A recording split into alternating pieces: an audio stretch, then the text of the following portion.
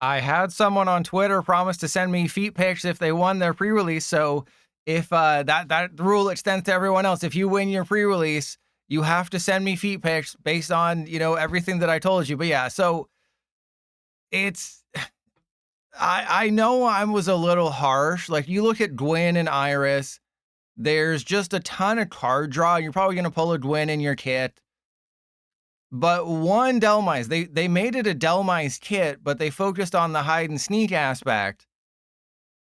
But it just, you have to pull a Delmise. I don't see how you're supposed to win if you only have the one Delmise, unless you start Delmise. Right? If you're able to start the Delmise and you're able to do 170 damage, you know, turn 2, or maybe even turn 1 if you get super duper lucky, you're not going to win. Like, this deck's whole thing is that it's supposed to be fast. That was the whole thing, is Delmise can do 170 if there's 4 hide and sneakers. So I was like, okay, you go first, and then on turn 2, you'll have the 4 in the bin, and you'll just win because you do the thing so quickly. But now it shifts to Banette and Sinistcha, which is just too slow. You know, 80 and then spreading 4 damage counters is just way too slow. So yeah, whoever pulls more Delmise is gonna win. But yeah, just that was real big sad.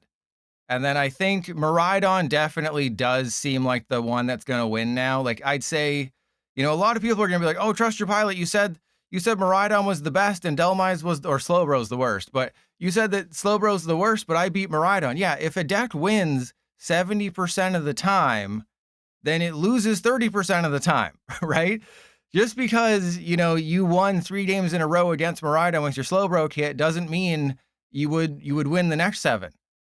Right? So yeah, this kit's the best. Vikavolt does 280 damage. You can loop your energy the entire game. The Sinistcha will be a bit of a problem, but, you know, just go first and you win. It's kind of infuriating. I'm never gonna let you down. Thank you for the gift sub, and thank you, Sonny. I don't know why you keep giving me money, Sonny. If I have more money, Sonny, would you base me? And then Mark, thank you for remembering. But don't forget, I'm going on a hiatus at the end of this month. So get your subs in while you can. All right, so yeah, I'm gonna be playing Archaludon, but I thought it'd be fun if we just kick things off with a Mega Evolution pre-release, because it is horrible. This might be the worst pre-release format since Destined Rivals. Oh dear God. Okay, so you'll see why I'm not excited about this. Do you see why I'm not excited about the Alakazam kit? Do you see why I'm not excited about the Alakazam kit that has 1 Alakazam in it? That has 1 freaking Alakazam in it. Do you see why I was slightly disappointed? Just slightly disappointed by the Alakazam kit, because it has 1. This is the worst kit, and I only pulled 1 Kadabra. There's also no rare candy. Bosses is in Mega Evolution base set, so that's a good card, obviously. But please tell me I pulled like a Mega or something. Please, where's it? Show me an EX. Good God, we didn't even get anything. I can't even chill my Wang. I mean, I guess I could chill my Wang.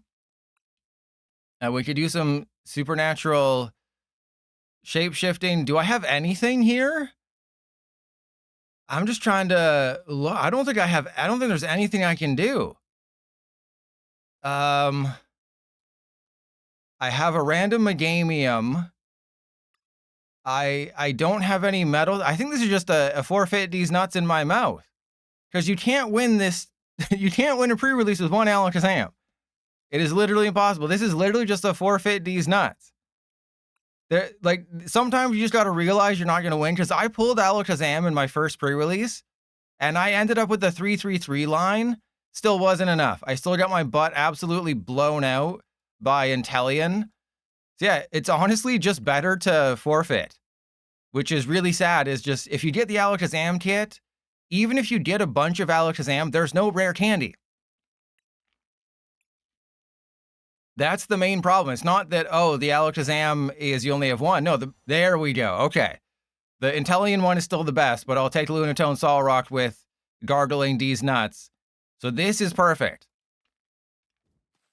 And I never go 1 by 1 with the packs anymore. I just skip right to the skip right to the screen because it's very annoying. All right, did I get any other fighting type cards? I have 2 Lunatone, or I have, wait, 1 Lunatone. Wait, there's only 1 Lunatone in the, what? Why is there only 1 Lunatone?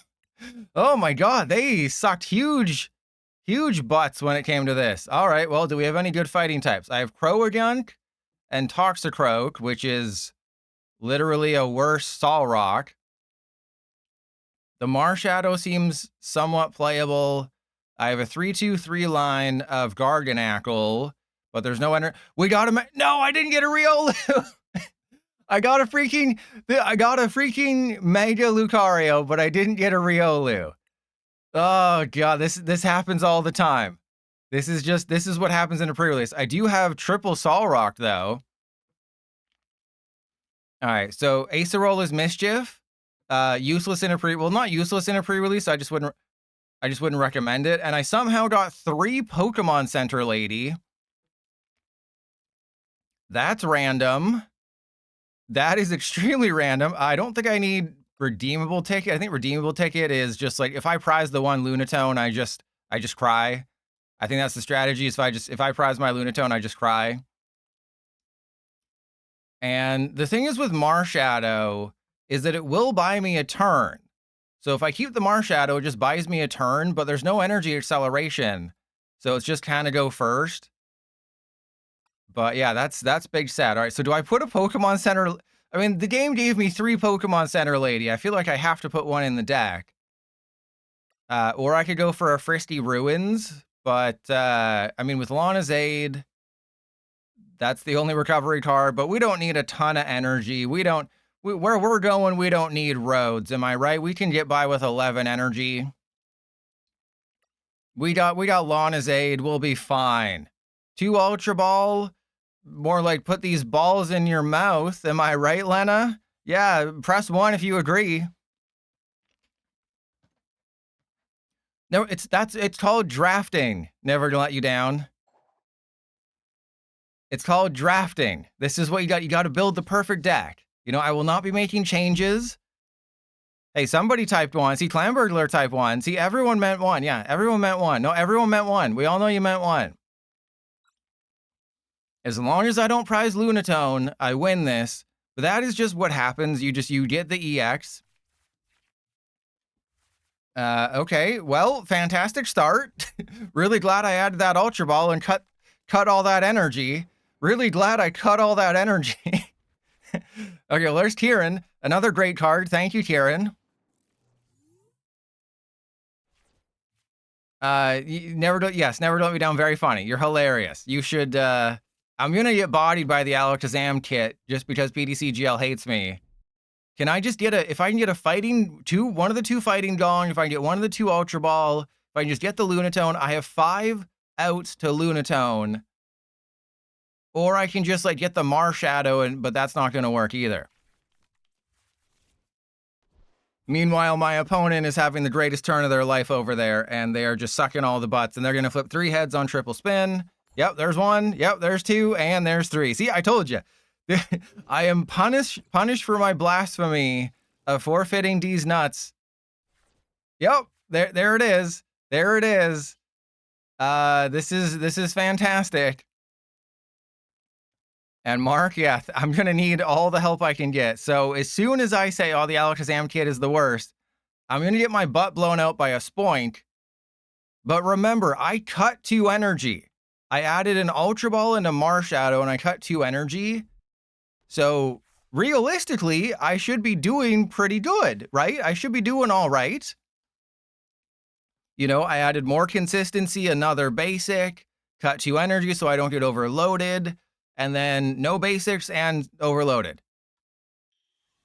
Imagine if I'd put Pokemon Center Lady in here. I'd be super duper screwed. All right, so I imagine they're going to go for a Grumpig and just try to take the KO. Oh, they do have a rare candy. Wait, rare candy. They pulled a rare candy. Yeah, rare candy's not in the pre-release kit, but you can get a rare candy from your packs. I didn't. When I played this, I didn't do it. And then, yes, we immediately get our butt blown out. PDCGL is the best. And should the Okay, that's fine. Should the wins from the draft count towards the wins for the stream? I think so, right? Because it's the wins for the stream. So I believe it makes sense. Okay, what do you, oh, they don't quite have it yet. Yeah, they had to, sorry, they had to evolve with Seduction Kit. There we go. All right, so yeah, I won't change the ranking, obviously, because my ranking didn't change. But this is a very strong kit. It's just, you know, PTCGL decided, hey, it'd be funny if it doesn't matter where you go, pilot, we are going to screw you over. Doesn't matter what format you pick, your PTCGL luck will always join you. All right, Blue Eyes Izzy against Barefoot Pilot. But yeah, let's get the other ones on screen. So there's the Miraidon kit. The Slowbro one is the worst. The reason I say the Slowbro one is the worst is look at that energy spread.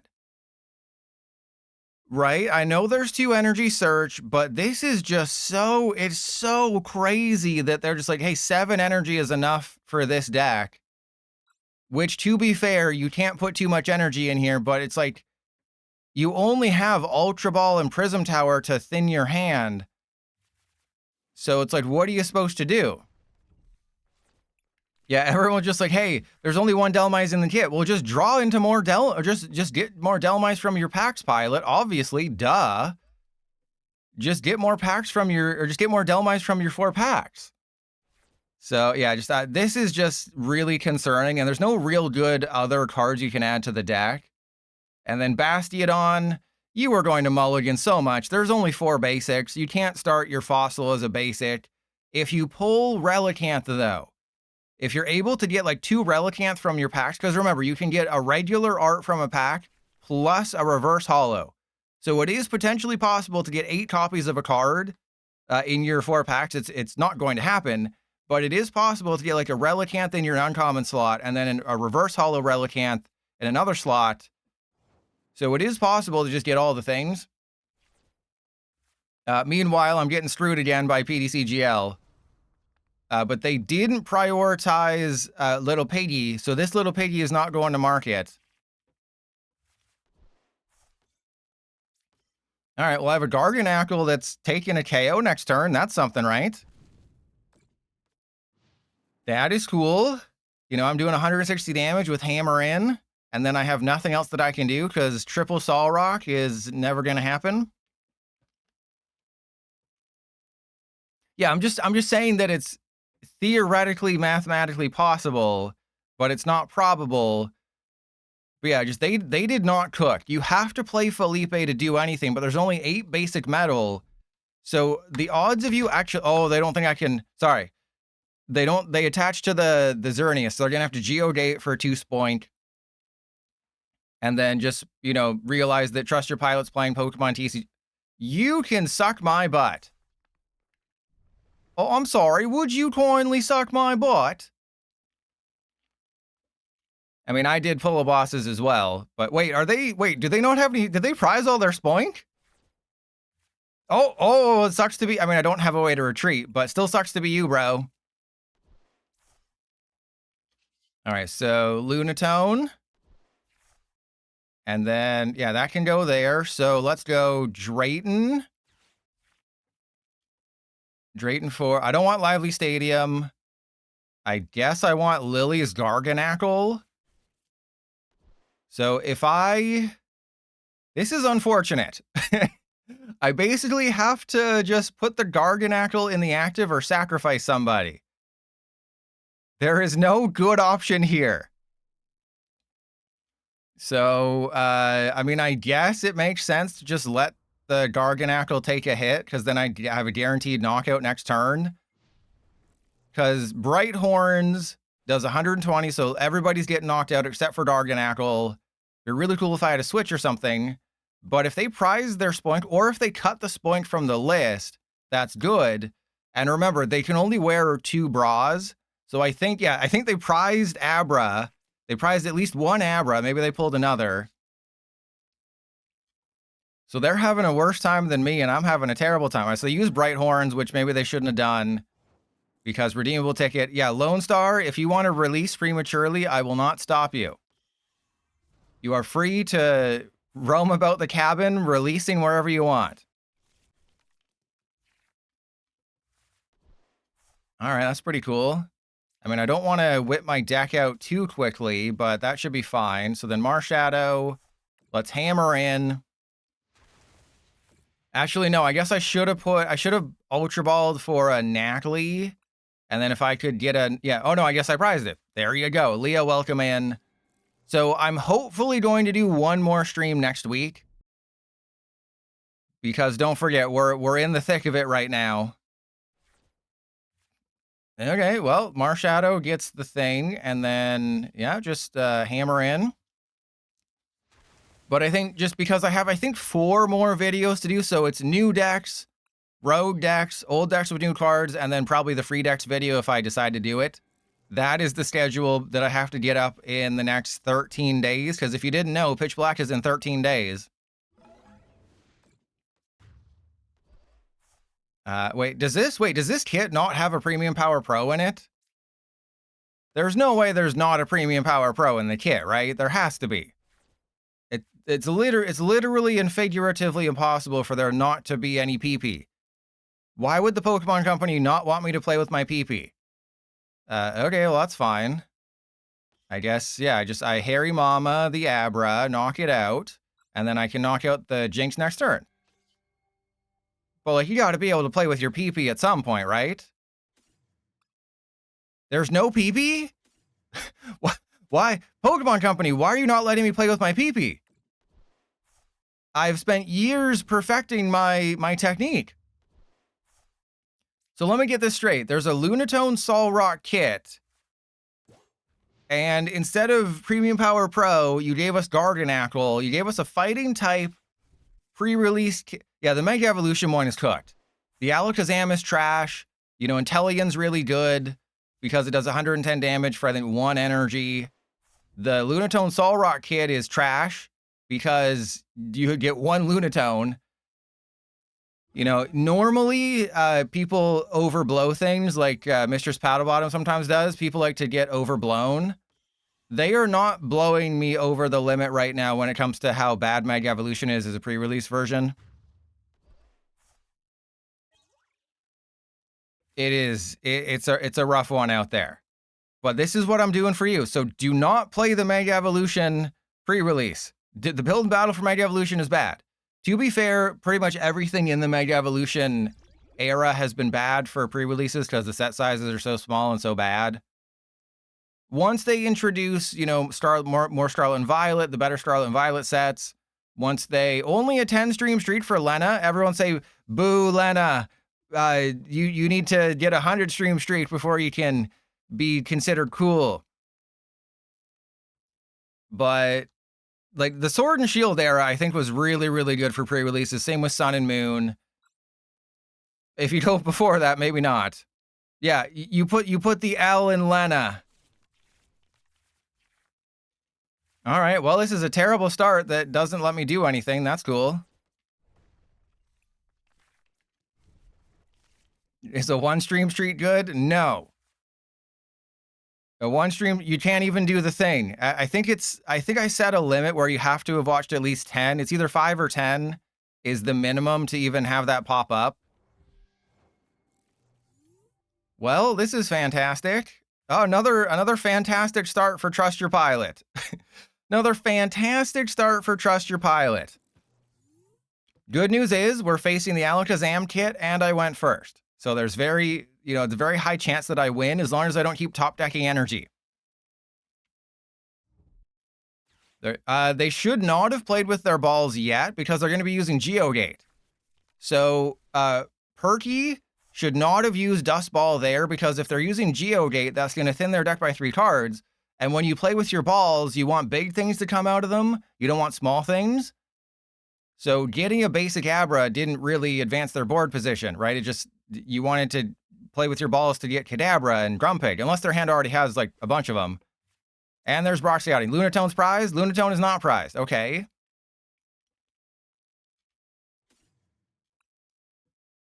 So I guess I go for the Knackley, because this will allow the Solrock to do a bunch of things. Ooh, there's a Hairy Mama. Ooh, I also got a Garganacl. That's pretty cool. All right, so do I want to take a knockout of anybody? I can Hairy Mama and knock out an Abra, but I think that's not correct, right? I think just waiting, because I'm going to be able to take knockouts. I need to build up a Garganacl. I think it's totally fine to just wait.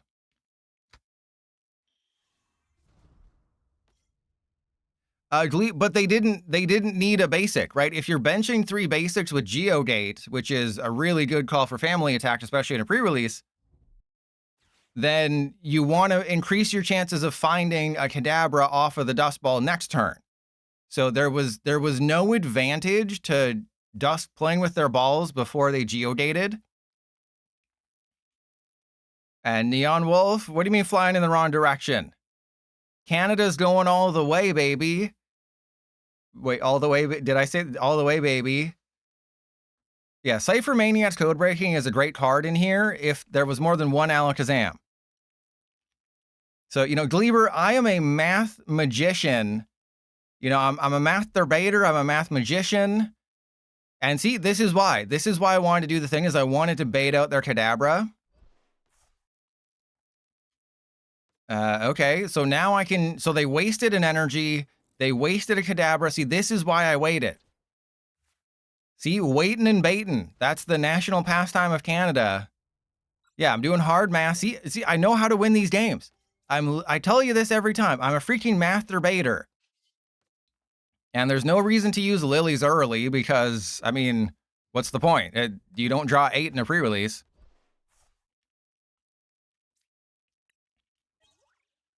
And yes, pre-releases start tomorrow. If you live in the US, you might have to wait until Sunday. I did leave a link in the description of the video for where you can, you know, a pre-release locator thingy thing. Yeah, I have very low expectations for Canada to actually do anything tomorrow. And my opponent could make a huge comeback here with Grumpig. If they hit some things with Grumpig and then Bright Horns, but then I just have Garganacl and they couldn't even do it because I am the GOAT. Now, here's the question. Actually, there's not really a question. I just attached to this guy. And then I will Fighting Dong. If I have a rare candy in deck, I will take the risk with Lunatone. Because I can get Drayton or the rare candy and have another Garganacl. And then we go Drayton for rare candy. Oh, rare candy's nuts fit in your mouth, am I right? Look at that. Don't even need Premium Power Pro when you got the Pilot on your side. You know, press 1 if playing with Pilot's pee-pee is better than drinking Gatorade.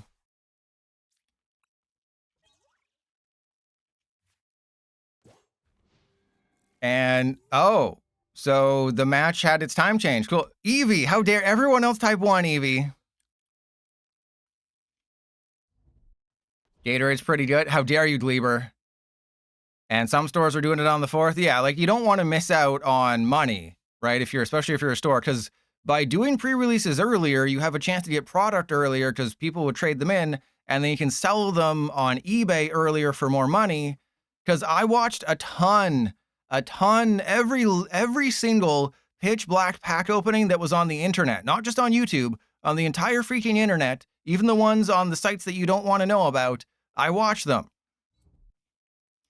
And it was bad. One of them literally, okay, a little bit of a history lesson here. I mean, it's not really a history lesson, it's just a thing. Is I like it when people open packs and they tell me the price of the card on the screen, because I just, you know, I get a sick sense of satisfaction knowing how much money they lost on a card. They literally put Mega Delphox EX as a $50 card.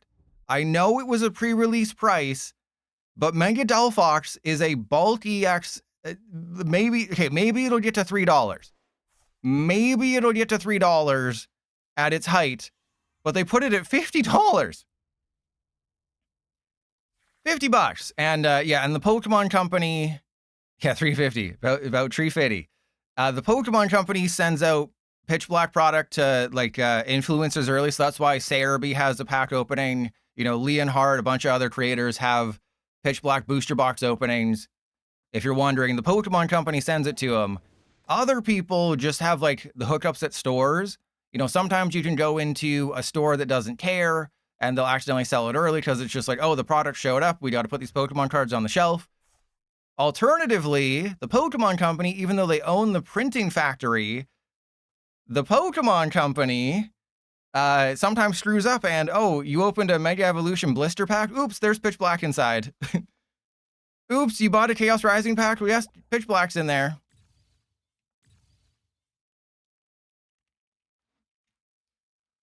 And Clan Burglar, exactly. There could be one Mega Delphox and it's not worth $50. Like, I don't even care if it's pre-release prices. You do not put $50 on Mega Delphox. You put the prospective price on it. If you're spending $50 on a Mega Delphox EX, because remember, it was a gym promo, so there's no full art or special art. It's just literally the regular art Mega Delphox. No one's paying $50 for that.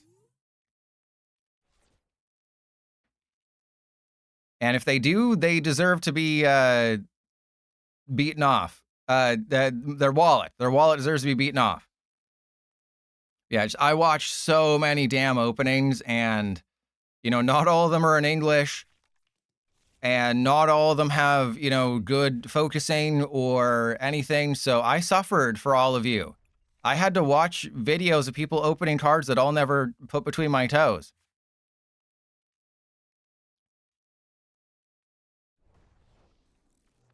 All right, it's a mirror match. Well, this is interesting. It's how the hell do I have nothing?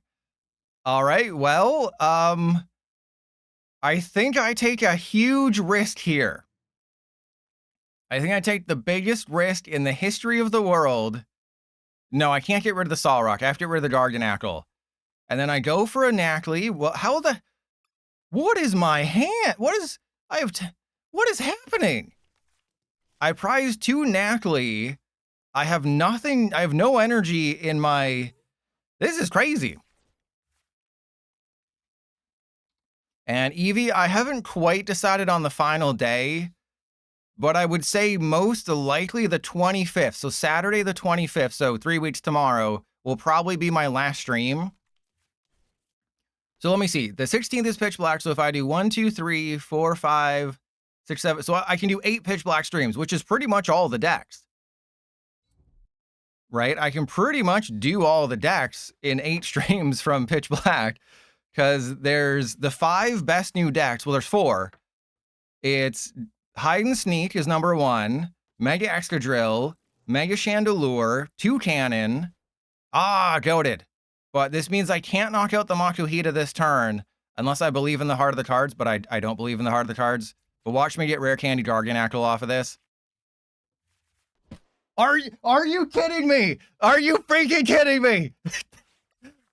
That is not fair, okay? You can't give me a hand of nothing and then just everything is here. And then you can't give me, no energy in your starting hand. Oopsies.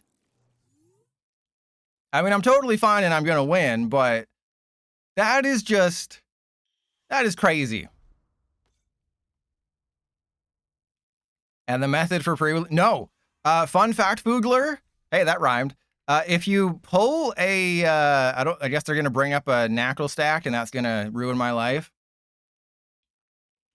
But let me get the Pitch Black Mega Darkrai on screen here. So Mega Darkrai has 280 hit points. Vikavolt does exactly 280 damage. So I've made a terrible mistake. I think I go Brock Scouting for... Wow, this is actually horrible, but they're going to knock themselves out, aren't they? No, they're going to have 10 HP left. So actually, I go for Marshadow Makuhita.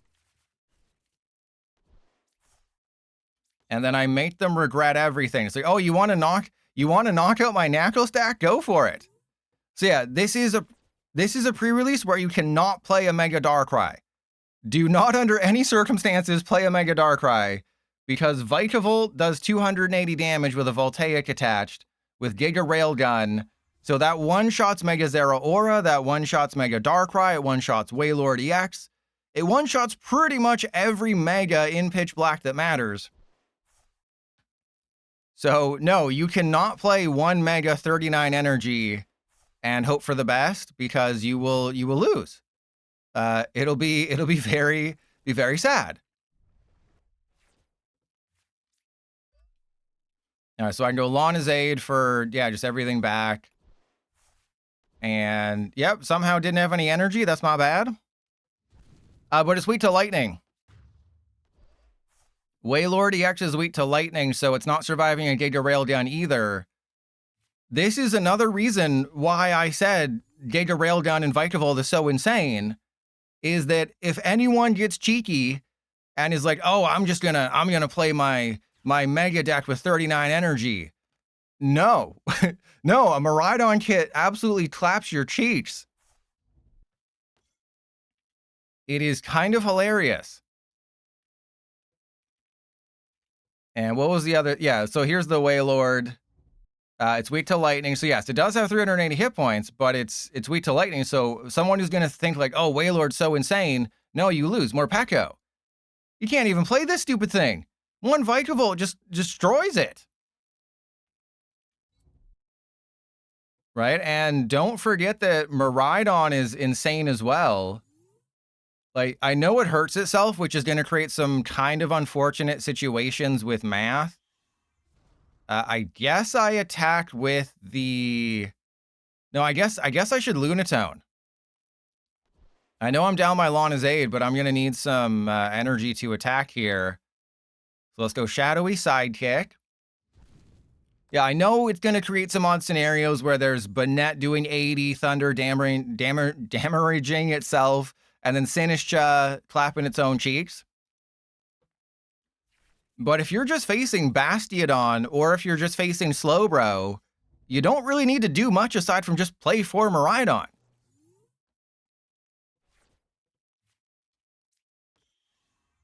All right, well, I'm going to attach to you. I guess I should have retreated and used... no, it wouldn't have been enough. I was going to say, if I attacked with Solrock before, that wouldn't have been enough damage, so I would have been 10 short anyway, because I'm a Fart Smella. Yeah, Miraidon just seems really, really good. It passes energy back. Bastiodon is not as much of a problem as I thought. When there's only 4 Starmie, this is not a problem. Right? Yes, you have to have 3 energy attached to attack if Bastiodon's on the bench, but Miraidon it's very easily. Thank you, Clan Burglar. But Bastiodon it's going to be so freaking easy to just, you know, oh, you knocked out my Miraidon with a Starmie. Oh no, what am I to do? Oh, I know, I'll just suck my own butt. I'll just let you knock out a Miraidon, pass 2 to a bench Miraidon, and then have an active Miraidon, and you need to find one of your 2 Philippe or you lose the game. Because that's going to be another thing, is you have to rely heavily on your 2 copies of Philippe. If you prize both of them or you can't find them, you just don't really stand a chancey in the pre-release format for whatever the set is called, Pitch Black. You just don't really stand a chance. Yeah, you only did two copies of Philippe, and Starmie is your main attacker, but Starmie has to discard energy, but there's only 8 basic metal energy. It's just Slowbro. I would almost rather pick Slowbro over Bastiodon. I just understand that having a 0-card hand all the time is a terrible thing.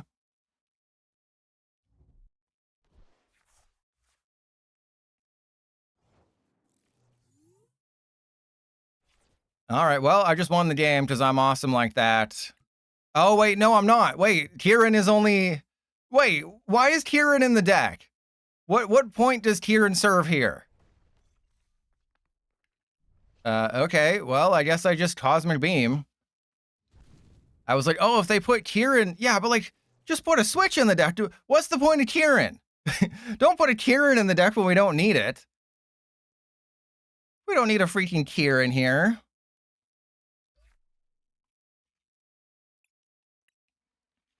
All right, and do you want to see the etiquette? This is pure etiquette.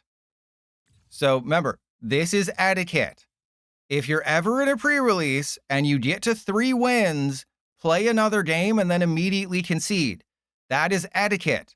Why do you do that? Because 3 wins is the magic number in a pre-release, because that's when you get another event token. So what you want to do is you want to concede immediately, because this way other people get event tokens. I think this is what I want to try to start introducing is, I mean, that doesn't really count as a win or a win. I won't count that, but just, I want that to kind of be the etiquette. If we can start like spreading those like cheeks or like peanut butter between toes, is if you get to 3 wins, just concede your next game, because that guarantees, you know, a better chance for the other person to get a an event token. All right, so I'm playing Archaludon CINDERACE first. And yes, unless you have a chance to go 5-0, unless you have a chance to go 5-0. But yeah, that's kind of the thing I want to start. Is if you get to 3 wins, just concede your last 1 or 2 games, because then it really helps people. Because then that way they just always, you know, they never lose an event token, which I think is just really nice. And I'm a cool person. I'm going to go second, because we're playing CINDERACE. So if I go second, I'm guaranteed to start CINDERACE. CINDERACE.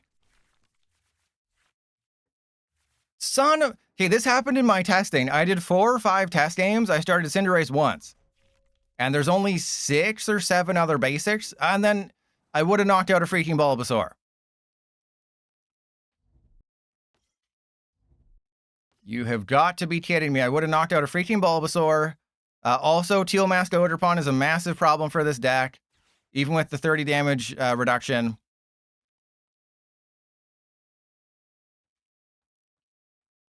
But I think I have like 48 or 49 event tokens, but I have 69 remaining that I can buy. So I stopped at 69 remaining because I'm cool like that. What the hell is this? Fine, you want me to use Explorer's Guidance? I'll use Explorer's Guidance. Then let's go Prism Tower. Let's get, actually, do I play with my balls? No, yeah, I want to, no, I don't want to play with my balls that hard. I want to go Poké Pad for a Duraludon. Actually, no, don't be bad pilot. Actually, yeah, I just want a Duraludon. I just want a Duraludon. Oh, geez. I just want a Duraludon. I don't want to mess around with anything else. All right, so do I hammer in and take the risk that they just have it like that? You're damn straight I do. You're damn straight trust your pilot ow takes the risk.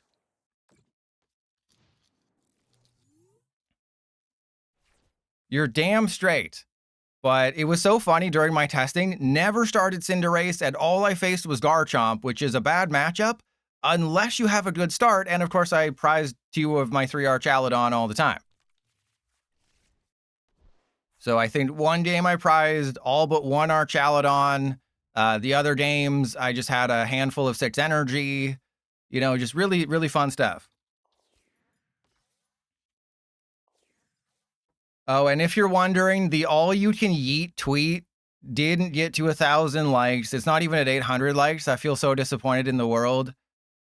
I put so much effort into that tweet that it literally took 0 effort. Where did I even put it? I think this is what it is. No, that's not it. What did I do with it? I put it somewhere. There it is. I put so much work into the tweet. It was titled "All You Can Yeet," and that was it. And there was no other no other work put into it. But I put so much effort into it. How the hell did I get 0 energy off of this Explorer's freaking Guidance?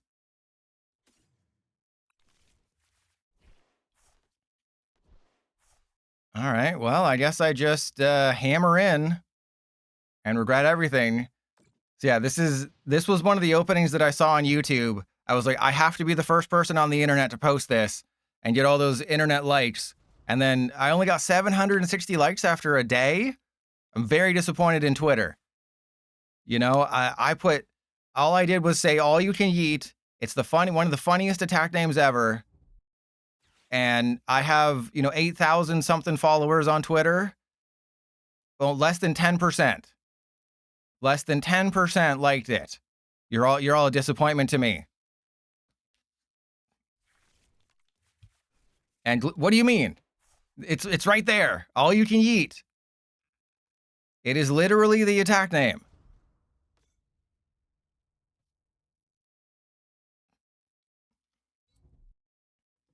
Wait, are they attacking with Mega Kangaskhan? That's not cool. And, well, it was edited to be higher quality. Gleber, my name is literally Trust Your Pilot. Would I ever lead you astray? The trust is literally in my name. When have I ever misled any of you? Literally never. You know, if you subscribe to me, your feet will grow 2 sizes. All right, so I have to... Oh, geez. Yeah, I guess I just need to play with my balls. I have to basically guarantee an energy here. So let's go for Duraludon. I have to burn the gear. Also, you'll notice that Relicanth isn't in the deck. You'll also notice that Relicanth is missing. It might be something you might recognize that, hey, Relicanth is kind of not here right now. What the... Oh, God. Scared the crap out of me. All right, so they're going to bump the Full Metal Lab. Naturally, the Mega Kangaskhan is going to get whatever. So do I save the Hero's Cape here? Because I'm not taking the knockout. They would need a ton to knock out my Archaludon, and I might need the Hero's Cape later. So odds are they're probably going to, evolve into Mega Venusaur. They're going to Wally's Compassion the Mega Kangaskhan, so I think it just makes more sense to save it. But yeah, I'm not super duper stoked about Archaludon. It just doesn't do enough damage against evolution decks. Like, you have to, A, you have to survive a hit. B, you can't prize your stupid Relicanth. C, you have to start the freaking CINDERACE, especially against a grass deck, but you can't even get one of your 4 Raboots. I need to Raboot my computer. Huh? All right, so I knocked this butt face out. This old butt face can get knocked out, but I guess technically it makes more sense to go for the Kangaskhan. Right? I don't know. It's such a tough call, because they do have to flip 3 heads to knock out my Archaludon. If they don't flip 3 heads, it's fine, or if they just bump the Full Metal Lab, they need 2. Why not the Meganium? Because they'll just play a Max Rod and get it back.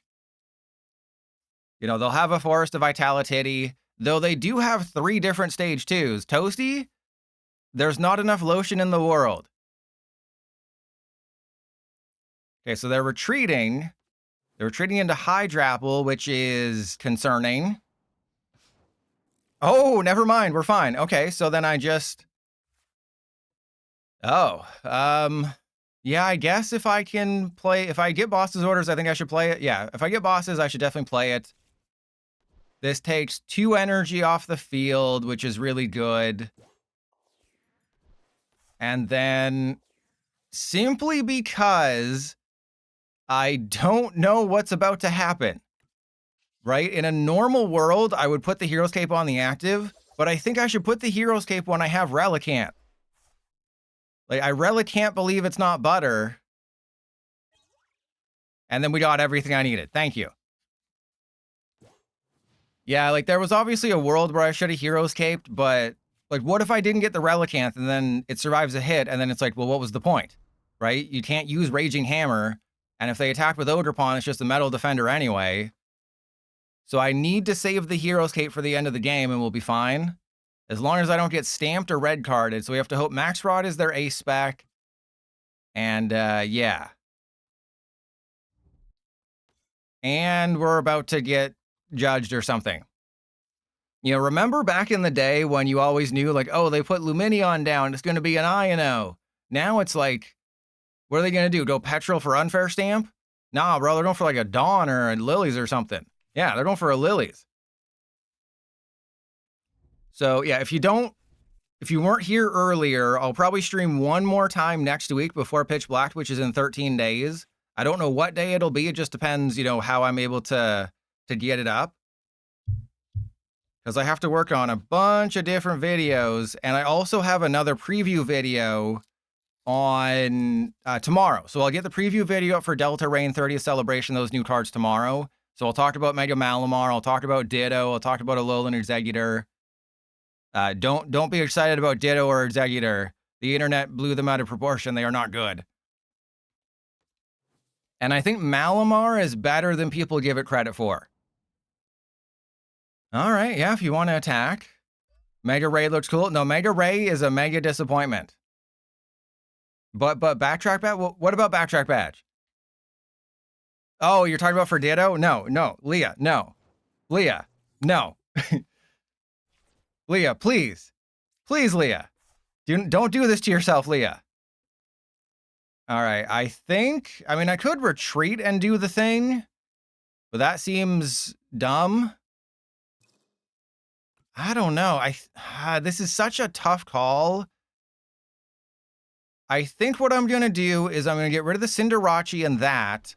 I'm going to go and get, oh God, the stupid more Cinderace. Yeah, let's get more Cinderace. That's a real smart idea. All right, so let's put that there. I'm going to take a risk. Okay, I'm going to Lillies and then hope that I get an energy and I can Prism Tower it. And what the hell is this hand? What the hell is this? Oh my God. Okay, no, we're fine. We're doing great. We're doing great.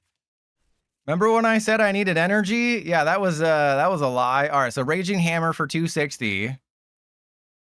No, Leo, you can't swing your Sphere. Remember that Exeggutor is not a normal type. And never to let me down. The problem with Mega Malamar is that it's 70 times your opponent's Pokemon, so you have to play Accompanying Flute. You basically have to play 4 Accompanying Flute, and we all know how that goes for old Pilot. Blowing other people's flutes never goes well. You know, I can blow as hard as I want, but nothing ever comes out.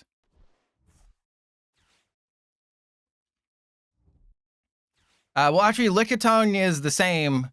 Lickitung is better, because Lickitung goes after their hand, so you can play Accompanying Flute and Lickitung, and then just sort of cover all your bases. Yeah, you know I'm making a Lickitung version. But it's just, it really is so stupid, the world that we're living in right now.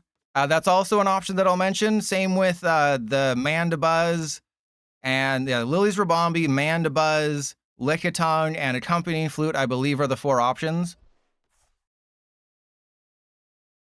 Yeah, like, I think people are not doing, are not paying close enough attention to Mega Malamar. It seems pretty good, like 350?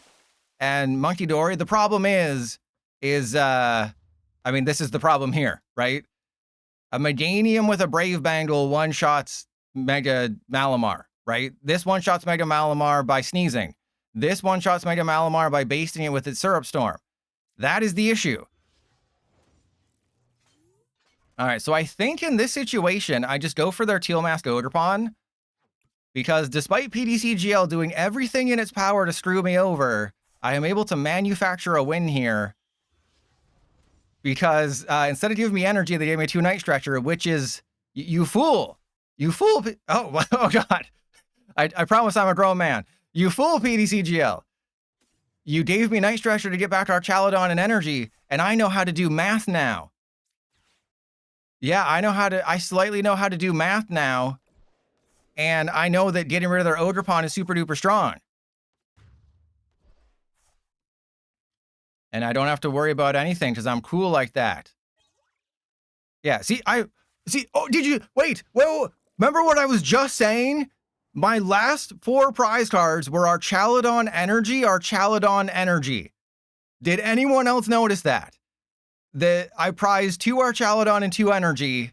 This is exactly what happened in my testing. Never started Cinderace, prized multiple Archaludon, still am the GOAT. Like that, it's hard to be this good at Pokemon cards. Like, let's be honest. You couldn't try to be this good at Pokemon cards. And yeah, they're not gonna base me with their Syrup Storm, which is really disappointing. But if they don't affect my hand, I win the game. And even if they do affect my hand, I probably win the game because I can get that boss's back. Wait, what? Why? Yeah, I mean, you go back on even prizes, but then you're just saying, like, you can't have bosses? They got a red card. And they took a huge dump. They took a huge dump all over my face. All right. And it's kind of crazy to say this, but I haven't streamed in so long. It was like 4 or 5 days that in the time that I was gone, Sony killed video games. So I haven't streamed in so long. The last time I streamed, the future was bright. And then since then, Sony has killed video games. So apparently I should just never stop streaming. Because if I stop streaming, video games die, apparently, is what apparently happens. But if you didn't see the news, Sony is ending physical video game production starting in January 2028. Now, you're probably thinking, oh, well, Sony's not going to publish their first-party games. That's fine, right? I can still, buy, like, the next Call of Duty because I'm a nerd, or the next Madden because I don't, I like numbers going up one at a time because that's how fast I can count. No. Is essentially Sony you have to go through Sony to print games. So if you want to have a physical game on a PlayStation platform, you got to ask Daddy Sony, hey, Daddy Sony, can I have some money to print some games, Daddy? And they're like, oh, yeah, I guess so. So basically, if you want to get a physical game, it takes a bit of work. What essentially it means is the PS6 is going to be digital only. There will not be a disc drive on a PS6. And then, of course, okay, I am playing this deck until we start a CINDERACE, okay? Those are the rules. Trust Your Pilot is playing this deck until we start a freaking CINDERACE. There are no ifs, ands, or nice cheeks about it. And I don't think this is a Carmine hand. I think this is just an end turn, and then next turn, I hope.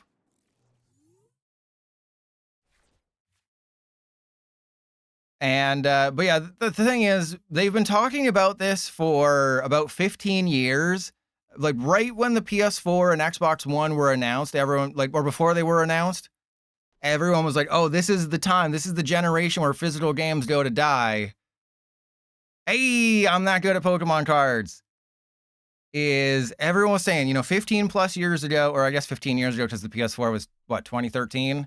15 or so years ago, everyone was saying, we gotta, it's the end of physical games, everyone's going digital, and then it stuck around for PS4, and then the PS5 cycle started booting up, and it was like, oh, this is gonna be the time where digital games take over, and there's no more physical media, and, it was kind of a half and half with Xbox, and then, PlayStation having a disc drive be a separate installation on the PS5.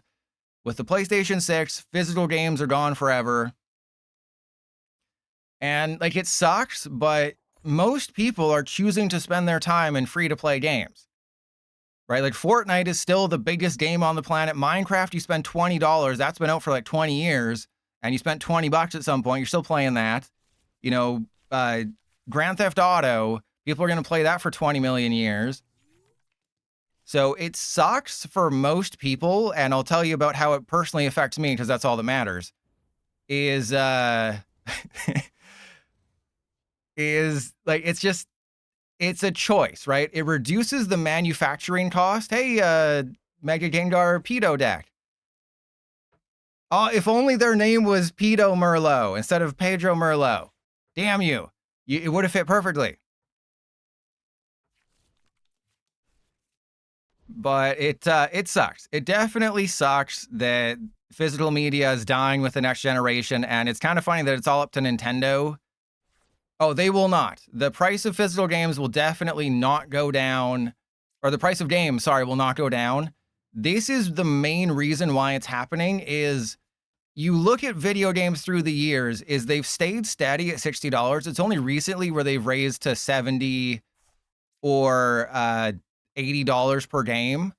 That's only been very, very recently, but the production costs for video games have absolutely skyrocketed, and yet they're still charging $60. So that's why you're starting to see certain games, oh, now they cost a lot more money, which obviously sucks, but that's just how you offset all the bad stuff.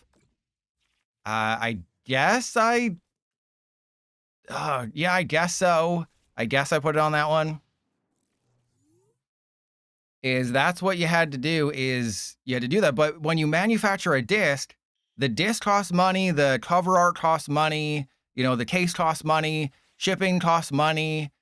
So by going to an all digital future, that reduces the manufacturing cost, so it's just more profit the companies can see. Because you look at a lot of games these days, like Suicide Squad was a massive failure. You know, there's so many flops these days, most of them due to quality. You know, most good games do well these days when they're from big studios.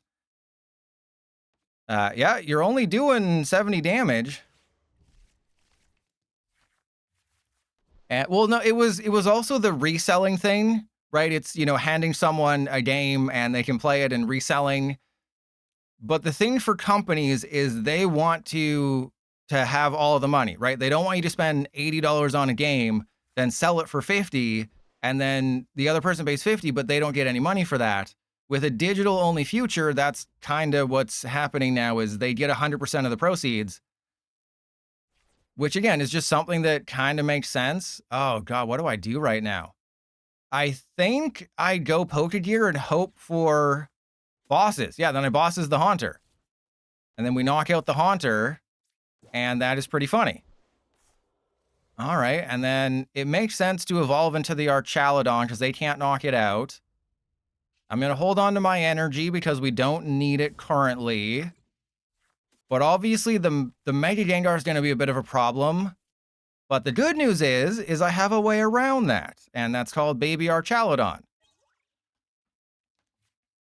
So that's another reason, is by not printing a physical disc, it means you get 100% of the proceeds. You don't have to worry about the resale market. GameStop it's done, right? GameStop is just gonna turn into Funko Pops and Pokemon cards. That's another funny story that popped up this week.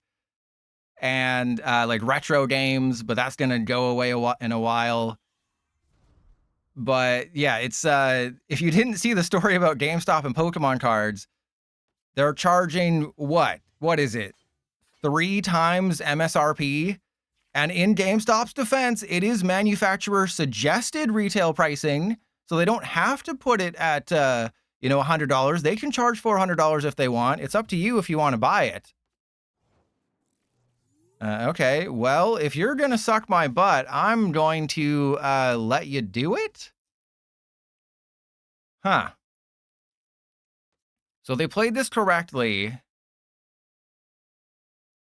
The issue is, do I hit into them with Archaludon? I'm not doing a whole lot right now. I can also just retreat the Archaludon and hope they don't have a bosses. Well, let's go Explorer's Guidance first and see what happens. Okay, there's no bosses. Oh, actually, I guess I go for a Night Stretcher. Probably just Night Stretcher. That is... yeah, just Night Stretcher. And then because I know I can get the Archaludon next turn, I think what I do is I attach to you. I go for Metal Defender. Because then I can take a knockout with Archaludon, and because Mega Gengar is based on if you take a knockout with an EX, I can take the knockout with this guy, and then take the full 3 prizes, and then Fez is game. Never let me down. They should. Yeah, it's just so funny. The GameStop's like, hey, what if we charged over 3 times the price? Because people are going to pay it. You know, even if the product sits at GameStop for 6 years, that's fine. Sealed Pokemon product appreciates in value, like doubles in price every year. Or I guess it's like $100 depending on like a booster box. But Pokemon cards appreciate in value. GameStop is going to try to milk this for as long as they can. What's your plan here? I was like, are they just going to attack? Wait, okay, they used Hungry Jaws. I have the other Archaludon. I planned this perfectly because I am the GOAT. Trust your pilot. Press 1 if trust your pilot's the throat goat. All right, so Night Stretcher. Let's go get this Archaludon. And then I don't think I do anything too crazy. I think I split the energy. Do I go for another Archaludon is the question. Because they can't... yeah, I guess I do. Right? What's the worry? Unless they have Team Rocket's Venture Bomb. That would be my only concern, is if they have a Team Rocket's Venture Bomb, then they can damage their Pedo. Well, let's go. Lillie's Determination. Hope for some more Cinderace and like a Prism Tower. Nope. None of that stuff. And there's no Mega Mawile in this deck. I did start Cinderace this game, so we can move on to the list that has like Mega Mawile and stuff. But there we go. Oh, hello. Okay, there's Iron Blaster. I am in a very good position right now. All I have to do is knock this thing out, and that thing is knocked out by an Archaludon EX. So literally, a bosses wins me the game. Those are all cards that I really like. So hopefully I don't get red carded. But you can see their strategy is I have Legacy Energy, I have Mega Gengar, you know, I got Punk Helmet for weaker things. You're supposed to take one prize when you knock out a Pedo. So you're not supposed to be too happy when a Pedo gets beaten off, but yeah, they clearly weren't ready for a Pedo beater. Oh, crap. A Pedo baiter. Oh, good God. Okay. Things are getting weird. Things are getting real not cool right now. Oh, there's a Grimsley's. Oh, things went from I'm gonna win to uh-oh. Things went from I have no chance of losing this game to wow, PDC Jill sure does hate me. Did they just make an oopsie? All right, well, I can shuffle the deck at least. And then I think I just don't attack. That seems like the safest bet is just don't do anything. Don't retreat, don't attack. Because that just activates Hungry Jaws. But yeah, I think I just don't do anything. Because if they're stuck having to do 120 damage, I just don't do anything for several turns, and I'll win. Eventually, I'll get a playable card. Yeah, I also had a genie behind Home Depot. All I had to do was rub his lamp, and afterwards he said he'd give me a bunch of Pokemon cards for really cheap. Yeah, Mewtwo and Thanos. That seems like a pretty cool combo. All right, so I guess I just keep feeding them like Cinderace and stuff. Ooh, oh no! I mean, I have to. Wait, no, I don't. I don't have to do anything because I'm a big boy. I don't have to do nothing. I'm gonna retreat into Relicanth, and I'm just gonna keep playing the game. We're just gonna do nothing. We're gonna stay the course. Call me an 18th hole because we're gonna stay the course. You can't time me out. I'm the streamer. You can't time out the streamer, so I'm allowed to say stuff like that. I mean, do you think they realize that I'm just gonna do nothing until I get a bosses, then I'm gonna win? Because they're only doing 120 damage if I do nothing. Thank you, Kilometers. Yeah, they haven't pivoted. They should have pivoted to Mega Gengar at literally any point. Because see, this is where a high level... Mr. Darkside, you gave me your money. You can't take it back unless you live in Europe. And then I just top decked the bosses. Didn't even need to do anything. Okay, so this is good because now they have to hit into my Archaludon. But I'm going to be doing 220 damage. There is a Black Belt's training, though. So there is a Black Belt's training somewhere. No, I don't know when the thing starts, but there is a Black Belt's training somewhere in this deck, and that will win me the game if they use Hungry Jaws. They're probably going to... I really thought I was going to win this game. And then the Fire Nation attacked. So Black Belt's training isn't going to help. I don't think I have another bosses either. So maybe if they're not paying attention, they'll use Hungry Jaws and then I can win. Oh, they're not paying attention. Okay, so Black Belt's training wins me the game. Another freaking bosses. Are you kidding me? Okay, so I need a playable card. I need the black. Oh my God, what is this? Look how much gas is in this deck. There's no more bosses except this one. I kind of just have to take the risk here. So I have to bosses their Gengar, and then... Oh, that's game. I didn't... Because they put the Gravity Mountain down! I was like, wait, Gengar doesn't have 320 hit points? How was I supposed to... Because they put Gravity Mountain into play. Oh, no. The pedo beat themselves off in front of all of us. It's never a good thing when a pedo beats themselves off in front of other people. You know, this is just what happens. You know, eventually gravity will take over. So let that be a lesson. Never beat yourself off in front of when gravity is heightened. All right, so this is just a mega... This is basically the last deck, but slightly less... Okay, hang on. I gotta right a wrong. You know, Past Pilot uses Limitless, so Limitless doesn't default to... Oh, yes.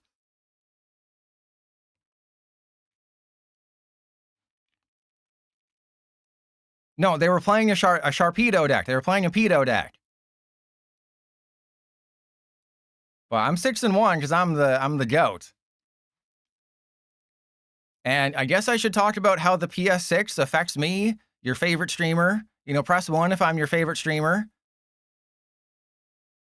Okay, I have to remember, this is not CINDERACE, but I believe there's still Carmine, so going first is still good. But my original plan, because I have a PlayStation 5 right now, my original plan was to sell it this year. What the hell is this? If I Pokégear for a Carmine, I have to put a Hero's Cape on a Psyduck. Oh, God. But anyway, I have a PS5. I was going to sell it this year because, you know, there's Wolverine, there's Halo, there's Assassin's Creed Resynced. You know, there's a decent amount of games that I'm interested in playing. Am I going to have to beat off another pedo? Oh, God, if this is... Okay, Explorer's Guidance, that's fine. I think I just let it happen. I think I just let the pedo have their way with me at first, and then we go from there. But I was going to sell it because there's, you know, 5 or 6 games that I want to play this year. And then it was, oh, I'll just wait and then I'll sell the PS5. And then in a few years, I'll get a PS6 when it's $1,500. Because, you know, that's the world we're going to live in. But then, like, right as I was making that decision, they announced that physical games are dying. I don't pay money for video games because my library has games. So I just get games from the library. So I'm basically not going to buy a PlayStation 6 until like the year 2032. And I'll just stick with my Switch 2 until then. And yes, I bought a Switch 2. I had to. I didn't want to spend $200 more next year when Winds and Waves comes. They seriously got it like that. See, I told you I was going to let the pedo have their way with me. And I should have recognized the Salvatore. But I mean, the fact that they just got it all like that is kind of hilarious. Yeah, I did buy a Switch 2. I didn't want to. It is the most meh I've ever been about buying a game console. How was Mawile the MVP? Like, I have never been so just defeated buying a video game console because I had no interest in owning a Switch 2 this year. I was going to wait until Winds and Waves comes out, and then I would buy a Switch 2, but the price is rising $50 on September 1st, and then it's almost assuredly going to go up maybe $100 next year. So it's like I save $150 buying the Switch 2 this year as opposed to next year. And it's just, it's like, I'm not even going to play it for a year. There's no games, like, it's like, oh, you want to play Mario Kart World? No. I can play any Mario Kart at any point, you know, that's fine. Mario Kart isn't a make or break. You know, there's Donkey Kong Bonanza and Potopia and Star Fox and Ocarina of Time. Yes, I say Ocarina, not Ocarina. But like, those are not must-play games. It was Winds and Waves that I was going to have to play so that, okay. So that when the TCG set comes out, I would know like, oh, that's a Pokemon I'm familiar with. God, I've just never been so sad. You know, just imagine me crying. Imagine me sopping. Ooh, imagine me so wet. Ooh, imagine me just so wet buying a Switch 2 in public in front of other people. Ooh, just imagine that. I don't even remember what I was talking about. But yeah, so I'm guess I'm keeping my PS5 until like next year. Realistically, I want to wait until the Witcher 3 DLC. I think that'll be the release that kind of is the last thing that I play on PS5 is the Witcher 3 DLC. Laufey, I mean, maybe Laufey, depending on when that comes out, because I don't think the God of War trilogy remake is going to happen until like the PlayStation 6, which will be the end of next year. So it just kind of seems like that's not a good idea. And I can wait for the PS6 version on that one. So probably just the Witcher DLC, and then when I finally get a PS6, that'll be cool. All right, of course, no energy whatsoever. That's cool. Let's go for, what do we got? I got Philippe. I mean, I guess I need bosses and... Oh, God. I guess bosses and Night Stretcher? Because I have enough energy to do the thing. It's just that's pathetic. So I guess I just attach to you and see what happens. Lena, no, the PS6 will probably come out at the end of next year because you have to, you got to read between the lines here. You got to snort between the lines. Is Sony is ending physical video game production in January 2028. So if they're ending physical game production in January 2028, that probably means the PlayStation 6 is coming out at the end of 2027, and it'll be a digital-only console with no disc drive. And I lose the game because I wasn't prepared for this. So just, I mean, obviously anything can happen. It could definitely change. But it just seems like you have to assume that the PS6 will come out at the end of next year.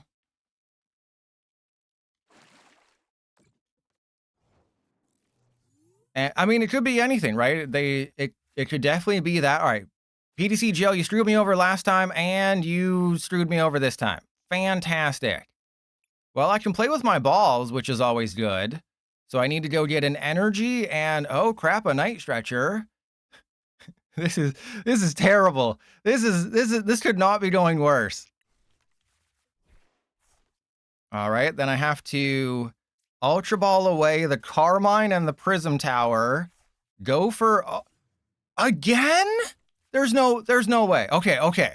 It's in the okay. I was like, there's no way. Well, actually, I did prize 2 Archaludon again, and I only had the 1 energy in the discard pile because Trust Your Pilot doesn't know how to count. Fantastic. Because it was the knee-jerk reaction to thinking that I prized more Archaludon that made me forget about retreating the Relicanth first. But this is another game where I prized 2 Archaludon, because this has a 4-4 list. The last one was 4-3. But this one has a 4-4 list. So I prized 2 Archaludon again. And that is kind of insane. But yeah, just, I mean, I'm under the assumption that the PlayStation 6 will come out at the end of next year. And that's not really cool. So I'll get through all the PlayStation 5 games I want to play. There's quite a few. I have quite a bit of interest and intrigue when it comes to that. All right, so I have to Archaludon and attack. Hey, that's pretty good. All right, so let's attack. I have to hit into the Mega Star Army and just hope they don't got nothing. But I think the game I'm most excited for, if I could only play one game on PlayStation 5 that's coming out this year, it would probably be Assassin's Creed. Right, I really enjoyed Black Flag on PS4, and this one seems like it will just fix all the bad problems with the original. Are they about to Nebula beam me?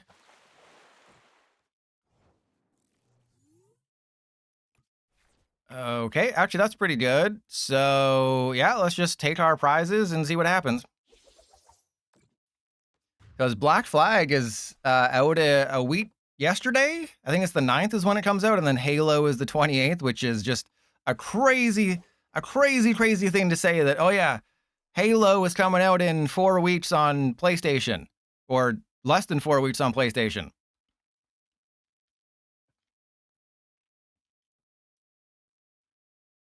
All right, do I win the game because I'm awesome? Do I win the game even though I prized half my Archaludon and also a Meowth and also, I think, another Pokégear?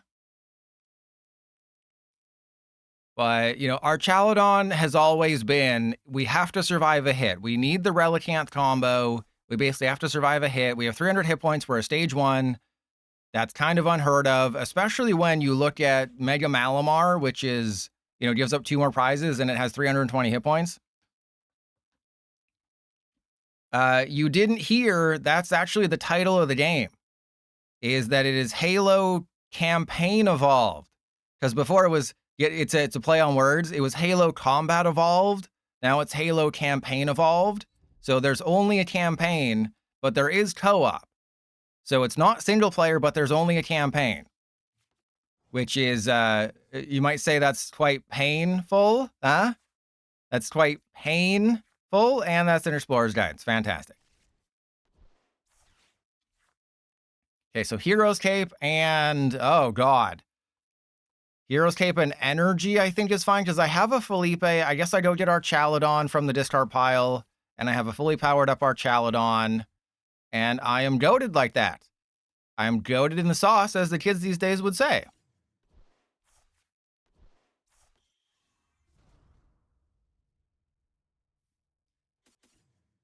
All right, that's good, but it's kind of funny.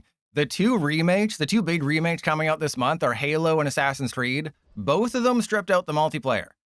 Because if you don't remember, Assassin's Creed Black Flag had multiplayer. I would have gotten the platinum in the original Black Flag if there wasn't stupid multiplayer tacked on, and you had to spend like 20 hours in the multiplayer just to get one of the stupid trophies, and no one was even playing the multiplayer, so you couldn't even do it if you wanted to. Ugh, it was the worst. So I'll oh god, this is hilarious. So I will probably platinum Black Flag finally. 10, 15, whatever years later, I will finally get a useless trophy on a console that I don't plan on keeping for more than 8 to 9 months. So I'll have to impregnate a woman right now. So if you know why I'm gone for the next week, you'll know I've been busy. So that way I can tell, like, when the baby is born, then I'll get rid of my PS5. It's a foolproof plan. I mean, how much can a baby cost? More than a PS5? I doubt it, right?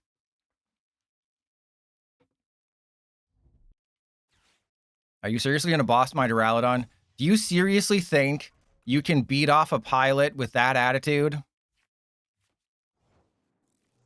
No, she's already good to go, as the kids these days would say. All right, I guess I just Carmine and hope I get an energy.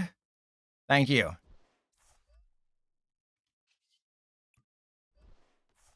Look at that. This heavily damaged Archaludon survived like 5 turns.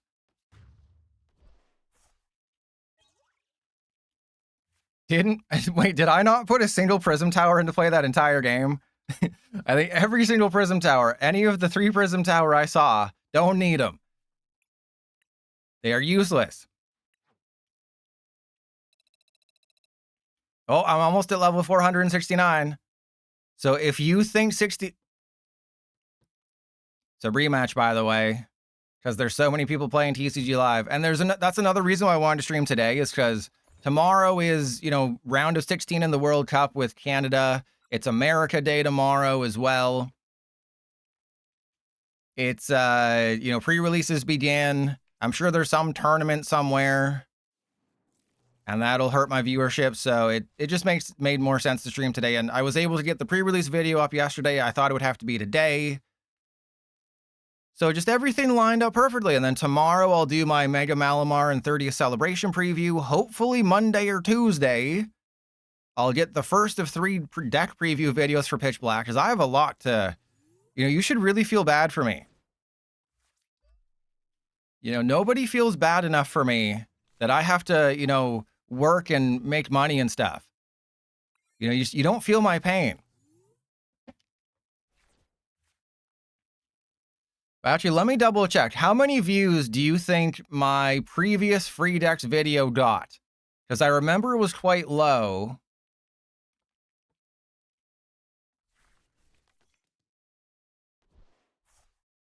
And, 99.99 Deoxys. I had a couple people mention this. That, oh, you get a Deoxys in the kit plus the promo Deoxys. Which isn't true. There's literally one Deoxys. The one Deoxys in the list is the promo Deoxys. All right, so if this is a, oh god, if this is a Carmine, do I take it? Because this is just one of those awkward positions where, nah, Prism Tower, baby. Okay, well, we got an Archaludon attack this turn and a Hero's Cape. At what cost? Not a great one, but we got it. You know, I'll accept it. I'll allow it. And then I guess I go for the Meowth just to have it. Or do I go for another Archaludon, or do I go for Relicanth? I'm only taking one prize, but they can't knock out my Archaludon. Ah, let's believe in the heart of the cards, baby. And did we see what their ace spec was? I don't think I did. It's probably Hero's Cape, but I don't recall what it was. Yeah, I don't recall seeing their thingy thing.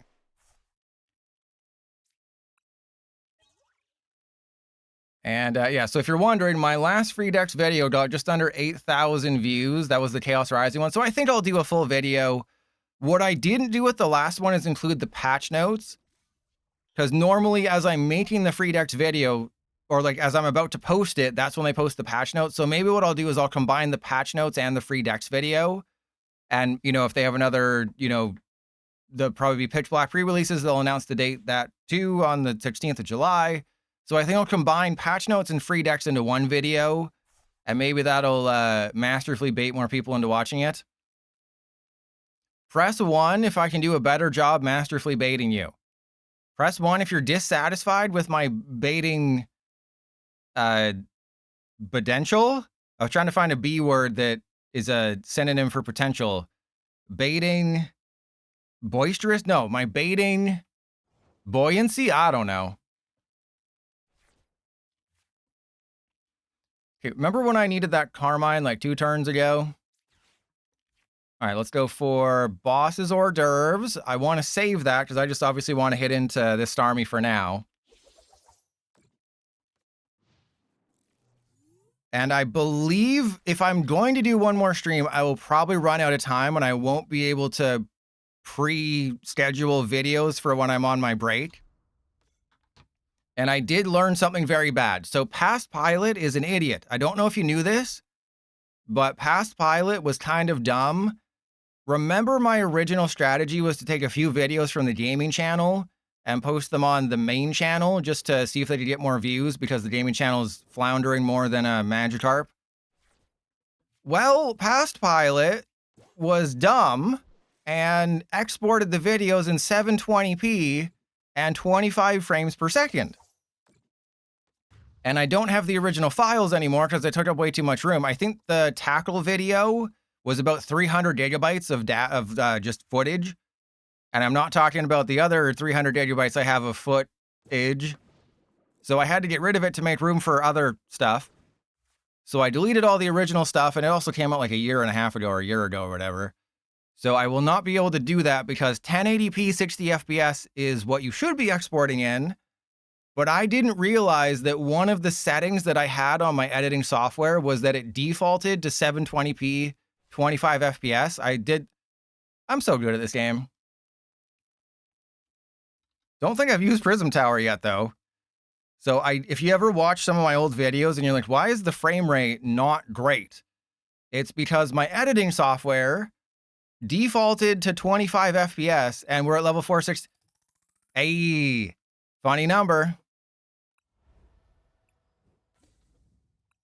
I have since corrected that, and that's why in the last 6 months or 3, 4, 5, 6 months, the videos have been in 60 FPS, but it doesn't run as smoothly.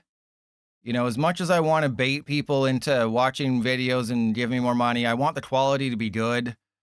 So as much as I want to, you know, have the 100 hours I spent on one of those videos make me money, I also want to make good videos so that I can, you know, milk children so they keep coming back.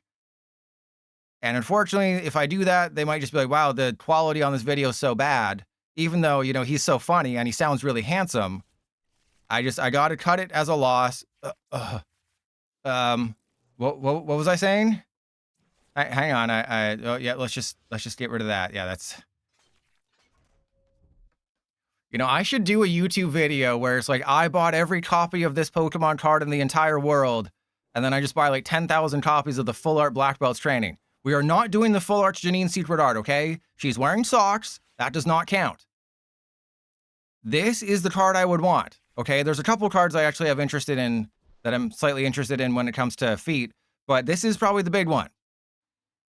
I mean, that is a pretty big one, if you know what I mean. That's a... Imagine how many toes you could fit... Yeah, Janine's Secret Sock. Yeah, easily the worst. Okay, so this is going to be an interesting matchup because I'm probably going to lose. That's another Carmine. Okay, we are in a little bit of trouble.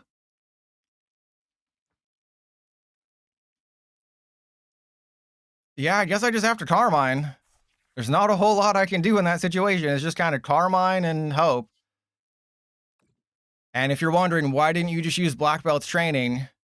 Because it doesn't affect non-EXs. I think that's something that's going to trip people up a lot when it comes to Gladion's final battle, especially in the pre-releases this weekend, is both Kieran and Black Belt's training only boost the damage against your opponent's Pokemon EX. So if they're non-EXs, Kieran and Black Belt's training don't do anything other than get you excited. With Gladion's final battle, what happens there is only a non-rule boxer can use Gladion, but the 80+ damage is valid against everybody. It is very freaking confusing when you put it next to... Oh, that's interesting. So it is very confusing, but it does make sense. Right, it does make sense. It's just make sure you read Gladion's final battle very, very clearly because it's a little different. And also it has to be the last card in your hand. But yeah, Festival Lead, I don't think you're prepared for how good Festival Lead is going to be post Pitch Black. Like, it's always been a good deck, but it has been hanging around. Like, it's a top 5 deck in Japan right now. I mean, technically top 4 if you combine the two Dragapult lists. And it's mostly because of Gladion. It's not solely because of Gladion, but it's mostly because of Gladion. So I'll be really glad, like an Ion. I'm sorry. But I'll be really glad when I can. Okay, that's cool. That's cool. I'll take it. All right, this Pokégear is going to determine whether or not I win the game, and that's interesting. All right, well, what are the odds we don't get an Archaludon off these top 5 cards? 0. See, I told you, I told you. Nobody here believes in the heart of the cards. I'm literally the #1 Archaludon player in the world, unless you count all those other people who are better than me. Poké Pad. I think I should put the Relicanth down. Yeah, it's worth it. The problem is if they just have a Mega... No, if they have a Mega Meganium, it's fine, because they don't have a Baby Meganium. The only way that Mega Meganium is actually strong is if they have a Baby Meganium, they don't have one of those, and they have a 2-card hand, and if they activate my Prism Tower, which I call Rism Tower, because I'm cool... then they're relying on their top deck. But that's another thing you have to remember from the pre-releases, is that the Slowbro kit comes with Prism Tower. Both players can use Prism Tower. So if you're facing Slowbro and they put Prism Tower down and you're playing Ghost Veil, well, they just made a huge mistake. They just made a huge mistake. And you are going to absolutely clap their cheeks. And it's very fun for everybody, except them. They just, yeah, I just conceded these nuts in their mouth.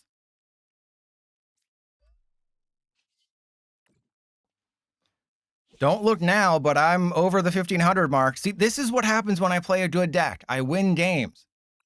I talk about this all the time. You all think I'm bad at Pokemon cards, and you're like, wow, Pilot, you won 3 games and lost 12. You must really suck at this game. No, it's because I play stupid decks. Like next week, the final Chaos Rising stream, I'm going to play Ampharos, Crobat, and some stupid Deoxys thing I cooked up that's horrible. And yes, I will lose a bajillion games, but that doesn't mean I'm bad at Pokemon cards. It means the cards are bad at me. Huh? Yeah, see? Yeah, I pulled the Uno reverse there on you, didn't I? I'm not bad at Pokemon cards. Pokemon cards are bad at me. So yeah, Ampharos is going to be one of them. Don't think too much about it. All right, so this is a more Philippe-focused build. Nope, there's just one. But I called it Philippe. Oh, that's another thing I wanted to complain about because I don't complain enough. So one thing I said that I like is when you go to select a deck now and you hit set active, it used to send you directly to the home screen. Then you'd have to go back and, do the thing. Well, I found the negative of that. Have you noticed how my decks are, the box arts don't match up? You cannot line up your decks anymore. So that was a nice thing you could do with setting active is, yes, setting active was annoying. If only there was a button you could push that toggled things on and off. Oh, crazy. But you can't line up your decks anymore. Right? Like you can go to like recents, favorites, all, and you can try to let the defaults do it, but you can't manually order your decks by hitting set active and then having like, the 30th celebration arcs together and then the 3rd anniversary arcs together. So it's a pet peeve, right? You can't make these changes to the game after 4.5 years and then not expect boomers like me to complain. That's what we're on the whole planet to do. If it wasn't for boomers, people would be happy. Could you imagine a world where people are happy and no one complains about things that don't matter? That'd be a horrible planet to live on.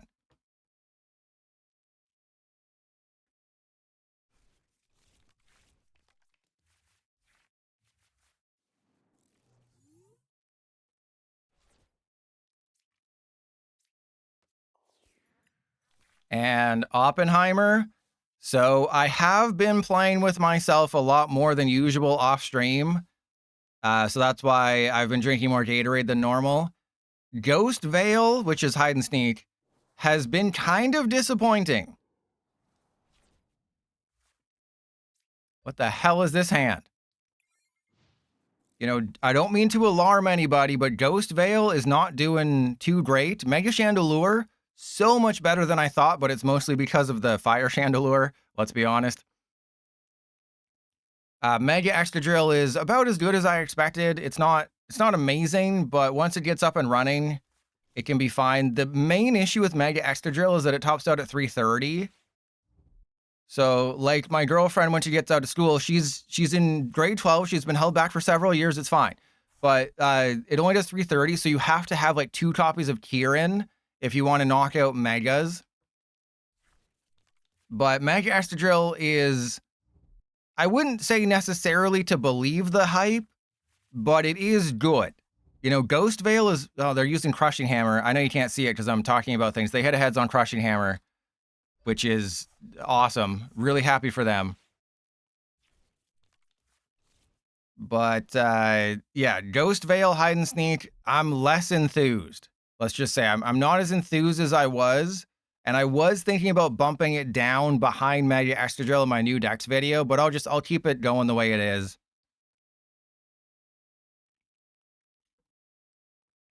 Also, they were playing a Dragapult deck, so wait, did they not attack? Wait, but I went, what? Huh? They're playing a Dragapult deck and they didn't attack? Okay. Oh, it's not my first turn. Didn't I just finish saying that? But it was all part of my, it wasn't part of my plan because I don't have a stadium. Okay, so this is cool because it does allow me to make a decision here. Because I can go for a Duraludon. The question is, do I actually want to knock out this Badoo and take a prize card? Or do I just want to send up the Fan Rotom and then just advance my board? No, I think I have to take the KO, because what if they don't get Rare Candy Dragapult?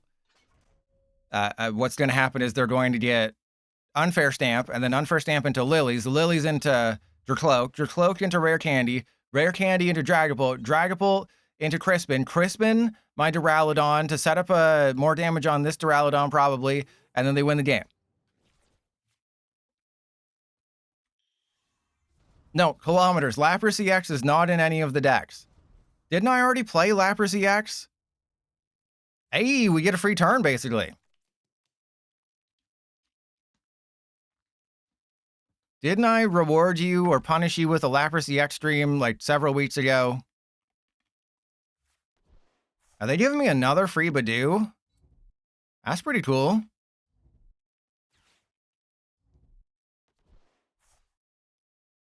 So as long as they don't have Team Rocket's Watchtower, I should be totally fine. And they got the Fez. My God.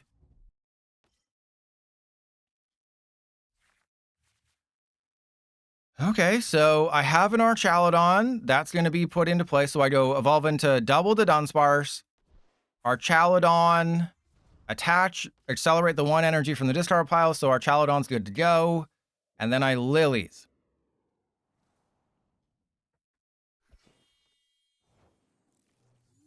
But I also have game with these two. Hey, there's a jamming tower. Not that it matters, because I should probably should have saved that. But I have Prism Tower.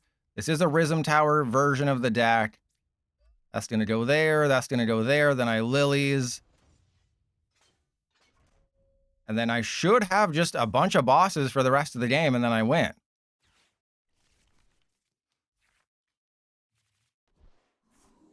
Okay. Oh my God. Press 1 if you think they're going to put a watchtower down. Press 2 if I'm going to just get one of my Prism Towers naturally, and it doesn't matter. Oh, good God. We all know what's about to happen. We all know what's about to happen. I have a Meowth EX. I'm pretty sure there's a Meowth in the deck. I have a hand of 3 balls. I have 3 balls in my hand right now. 2 basic metal. We all know that they're going to drop a watchtower on me. Probably stamp me too, so it wouldn't have mattered if I play the jamming tower or not. And then it's just hope. Just hoping for the best. But yeah, so the thing with Ghost Veil is in my testing, I never played against Dragapult because I'm just assuming that it absolutely destroys Dragapult, it just claps Dragapult's cheeks. Because it's literally, yeah, that's fine. Because it's literally doing 170 damage every turn, which is one-shotting Dragapult with Clefairy in play. But I've been testing the other matchups, and it can get a little rough because you look at Mega Excadrill, this has to 3-shot Mega Excadrill. Okay. Interesting decision to bring up that thing and not the thing with the 2 retreat cost, but I'll allow it.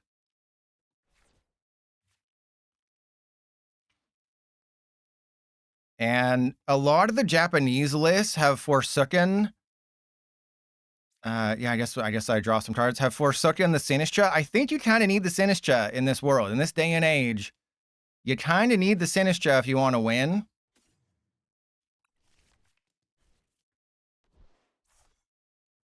All right, do I need the Mega Mawile? I'm going to have a Night Stretcher, so that's not nearly as important. Let's just thin out the deck, because I think Boss's Orders is how I win this game. I think that is probably how I'm going to end up winning this game, is just eating some Boss's Hors d'oeuvres.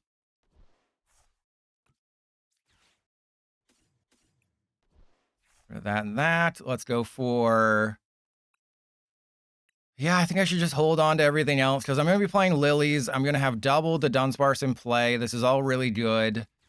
I think I just win the game. And let's go retreat into Archaludon. Have another one set up and then just clap their cheeks. Seems like a good play. Clapping cheeks is always good. That's my motto. I say clapping cheeks is always a good thing to do.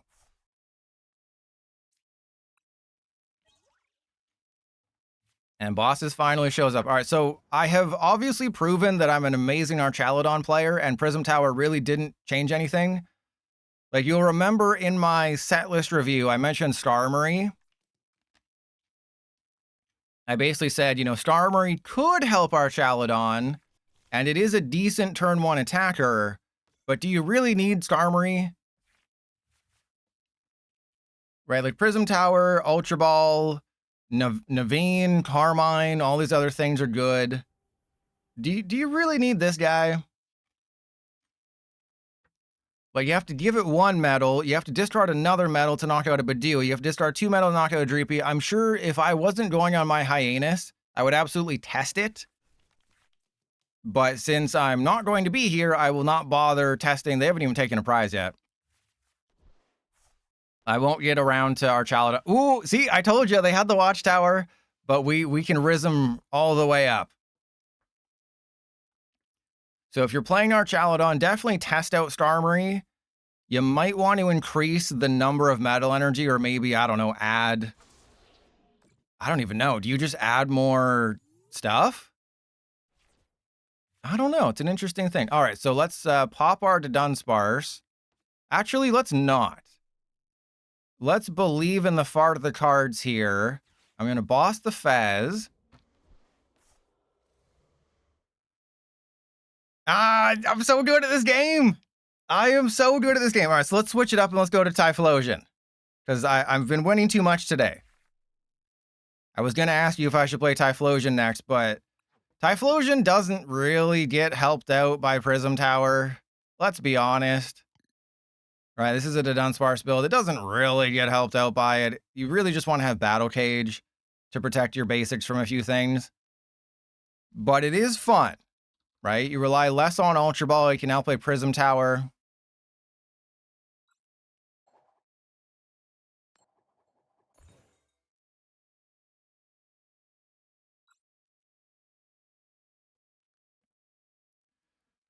And For the Win lost a ball. For the Win lost a ball. He didn't gain a ball. For the Win, if you're listening, if you ever need a ball, I will happily donate one to you. Or we could become conjoined twins. I'm just floating the idea. Oi, Poile, I don't know if I want to be conjoined with you.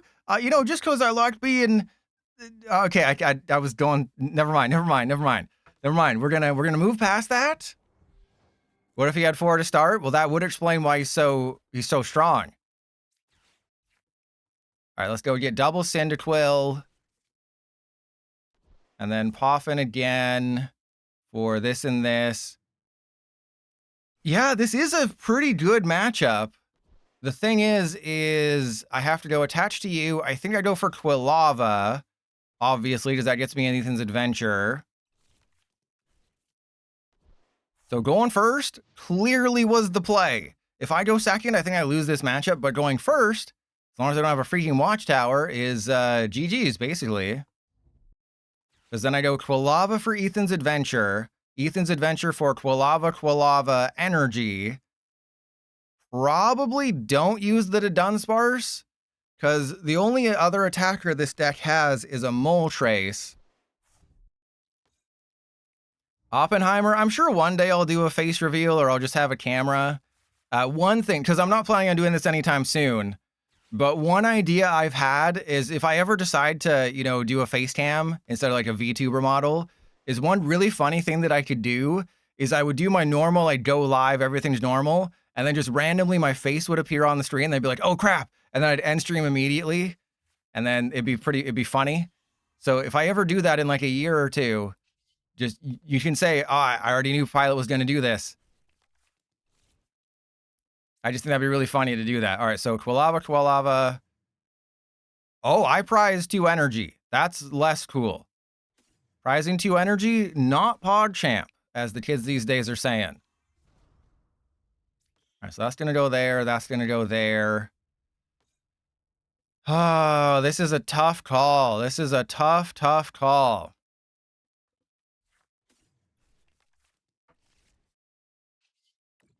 Because if I did Dunsparce and then go into a Cyndaquil, I might not have it like that. You know what? Let's believe in the heart of the cards. I'm drawing more cards than them. Let's believe in the fart. There's a Battle Cage. All right, well, that's everything we need for Cyndaquil to do its thing next turn. And is this a Battle Cage turn? I think I have to keep the Battle Cage a secret. Right? Because I don't need I don't need to have 4 Ethan's Adventure next turn if I'm just knocking out a Monkey Dory. I have Rare Candy Typhlosion Energy, so that's knocking out a Monkey Dory. As long as they don't go like Rare Candy Greninja Air Balloon, we should be fine. Or Rare Candy Greninja Crispin. Okay, well they haven't shown me. Oh, good God. Okay, no, wait, no, they still need the. They still don't have an attack this. They still need the air balloon. I meant if they wanted to have like a Terra Greninja, they still need the thing. They still need the thing if they want like a Terra Greninja. Yeah, see, they know they don't got it. They know they're cooked. They're like a pot pie. They're absolutely cooked. Are they? Well, they're going for a jet headbutt. They're going for a freaking jet headbutt in this economy.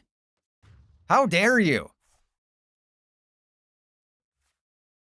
All right. Well, I can set up a knockout on the Dragapult, hopefully. And there's another Quilava. That's kind of sad. All right, let's go Ethan's Adventure for Typhlosion Energy.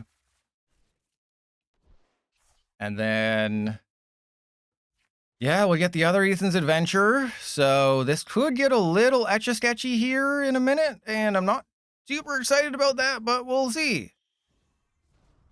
So that'll be 160. They can't do Monkey Dory shenanigans. If I put the Victini down, that seems bad, but I do have Battle Cage, so let's just hope the Battle Cage does its job.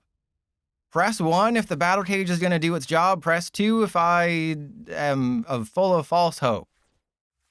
Press 2 if I shouldn't believe in the heart of the cards.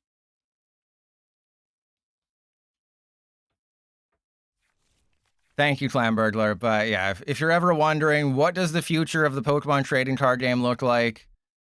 Well, it looks like, hang on. It looks like 25% meta share by Dragapult is what it looks like. So what you have to remember is that Japan is getting Delta Rain on the 31st, so they've pretty much solved the pitch black meta over in Japan. And what that has said is that Dragapult is the best deck by far. But Delta Rain is coming out on the 31st, so there should be a shakeup, but we don't get Delta Rain until November.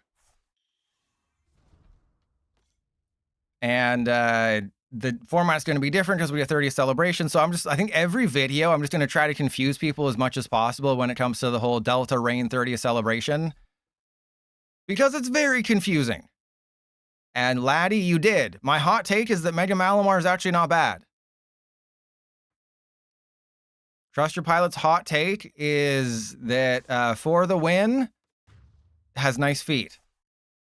And you would be remiss to not see them. You think you want to go to the UK to see Stonehenge or to, visit Big Ben or go to Hogwarts? No. Seeing For the Win's feet, that's the real highlight. Remember when I put Prism Tower in this deck and I made it seem like that was a useful card? Same with, 3 Ultra Ball and a Secret Box and, other playable cards. Yeah, that was dumb. That was the dumbest thing I've ever heard in my life. So yeah, Mega Malamar, somewhat playable. 350 damage for 2 energy. You cannot ignore that. Right? I know it requires them to have 5 bench Pokemon, but if you play 4 Accompanying Flute, if you play Lickitung, I think Lily's Rabombi might be the worst of the bunch. I think I'd rather just play Lickitung, or Toxel just to set up my bench. I'll talk about them all in tomorrow's video. But the problem with Lily's Rabombi is that it's only upon evolution. So you basically have to you have to hope. I'd rather just have 4 Accompanying Flute and 1 Lickitung, which gets their hand. There's also the Mandibuzz, which looks at their hand every single turn. So it's tough. It's tough. Maybe you play Judge and Lucian, or you just believe in the heart of the cards. But I think Mega Malamar is playable. I'm probably only going to give it 2.5 toes because of the grass weakness. Like, you can't be a Mega with a grass weakness in 2026 when Teal Masked Ogerpon is a top deck, and Hydrapple is a good deck, and Venusaur exists, and Festival Lead is a top 5 deck as well. So if weakness didn't exist, if we lived in a world where weakness vanished from the TCG, or weakness was like resistance. Hang on, is there any do none of the Pokemon on the field? Oh, there we go. There's one. If weakness and resistance were the same, where it was like plus 30 and minus 30, then Mega Malamar might be one of the best cards in Standard, dealing 350 damage for 2 energy. But because it's weak to grass, and anyone can just put an Odrapon in their deck and a 5 grass energy, it ain't gonna do much. And if you run into a festival lead deck, that's bad too. All right, so Typhlosion. Oh god, there's no good option, right? There's literally no good option. I think I just have to Night Stretcher for the Cyndaquil. Ethan's Adventure. Or no, I Judge. Oh yeah, suck my butt. I changed I know what the optimal play was, but I did the other thing. I know what the correct play in that situation was. I did the opposite. Because I'm cool. Because I'm not like other Ethan's Typhlosion players who win. I'm a cool Ethan's Typhlosion player who just does the wacky thing and hopes it all works out in the end. It didn't work out. Oh god, it did not work out whatsoever. If For the Wind's feet go in the middle of Stonehenge, that's when he is risen. I have risen. Call me bread that's being baked, because I have risen.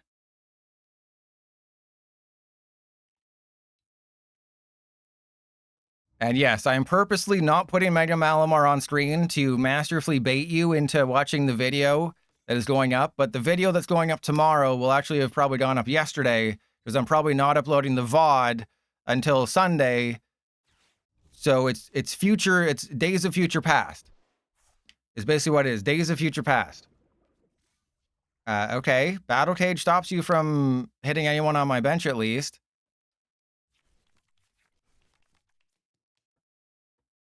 If they don't get a Dragapult, my feet are going to be so wet.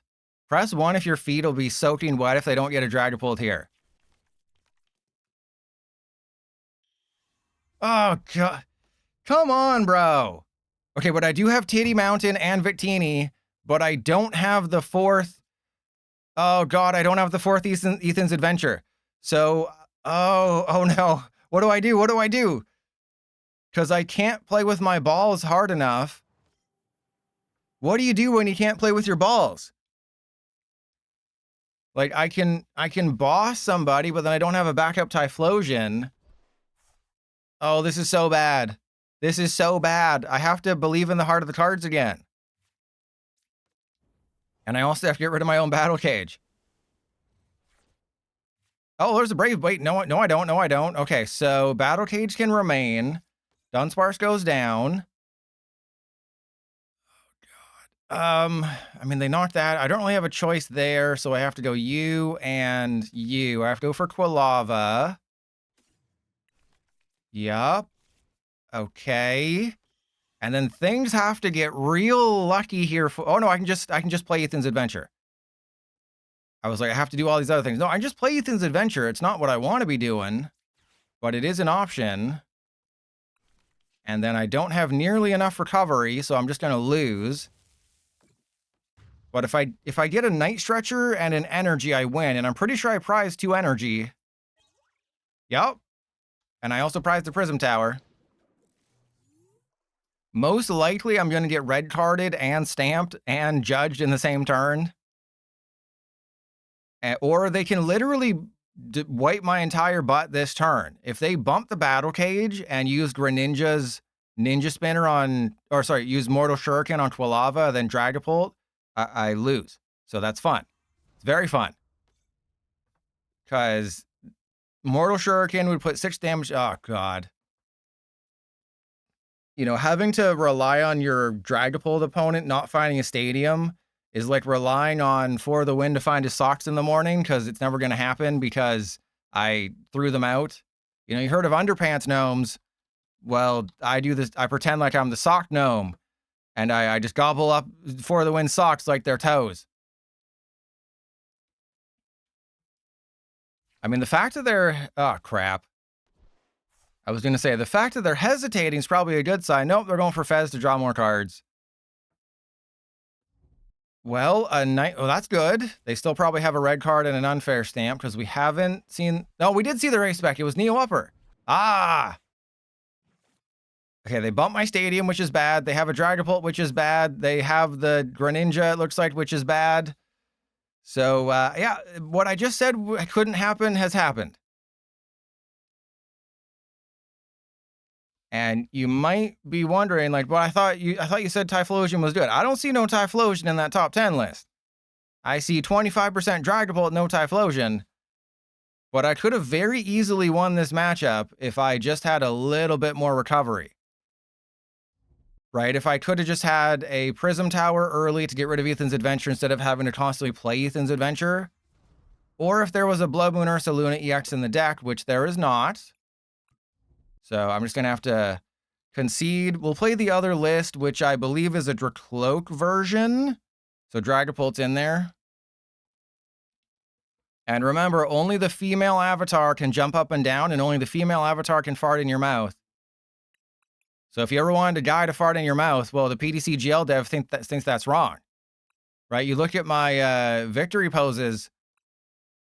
I can't jump up and down. I can pump my fist, I can flex, and I can please people in the crowd with my fingers. But what I can't do is jump up and down or fart on them.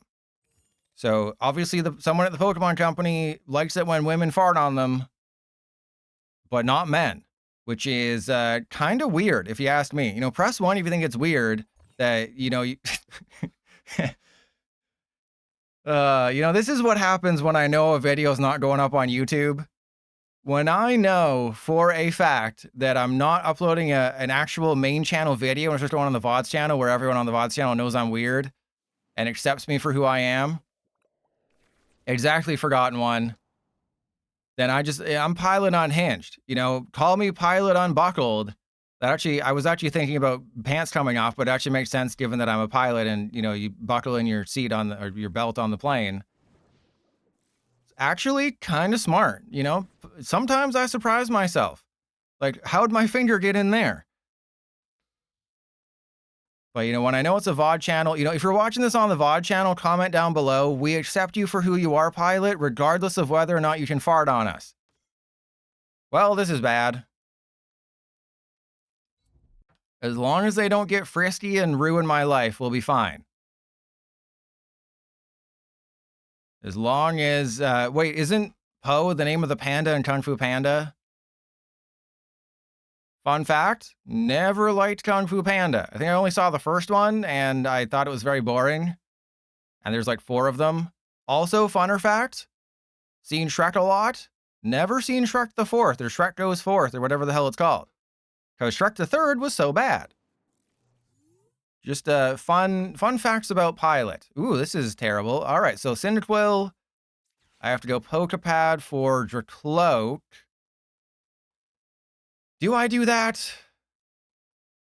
Or do I go Psyduck for... Yeah, I think I play with my balls. I think I play with my balls and go and get the Meowth.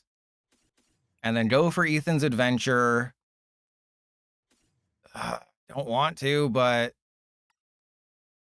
I mean, we got Lillie's, we got Unfair Stamp. No, this has to be a Lillie's turn.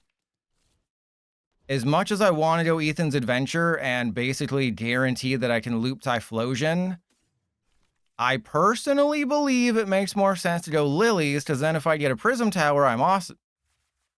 Well, I basically got an Ethan's Adventure. After all that, I ended up just with an Ethan's Adventure anyway. So let's go for a Dracloak. And we are looking good. There's 2 Psychics, so then I think I attach to the Dreepy.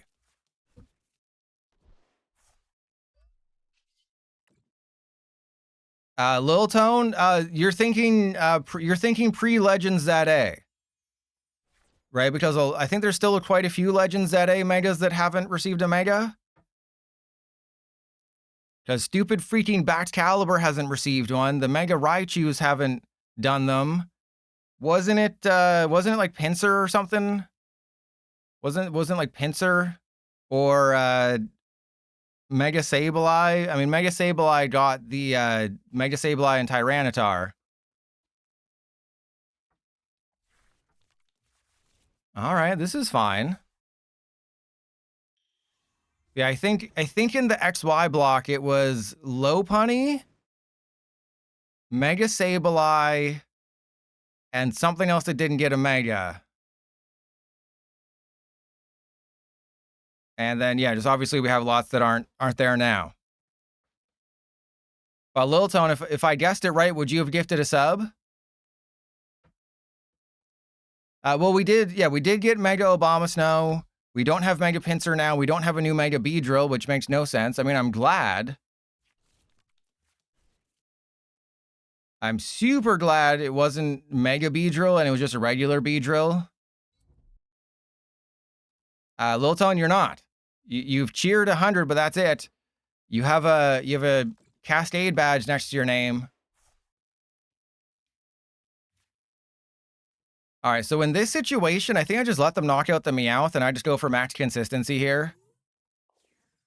So I go, yeah, Dracloak, Quilava, and then what do I got in my discard pile? I have a Dragapult, which is a little too early, so I'm going to draw 8. And then not get anything. Fantastic. And then not get a single damn thing that I could possibly want. Fantastic. All right. I'm a Prism Tower away from winning. That's not a Prism Tower. Wow, these draws could not really have been worse, could they? All right, well, I guess I put the Watchtower down.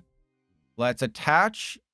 I mean, they're obviously just going to target the Dracloak, right? If I attach the Psychic, but I don't really have any other options here. And Hunter, that would have been nice, but it also would be nice if they knew their own game. Oh, wow, they didn't bosses. Insane. I guess they're just like 2 free prizes. How could I say no? And then it's like, well, you should have, because now I can knock out your Frostlass if I get literally any decent card draw. So naturally, I won't.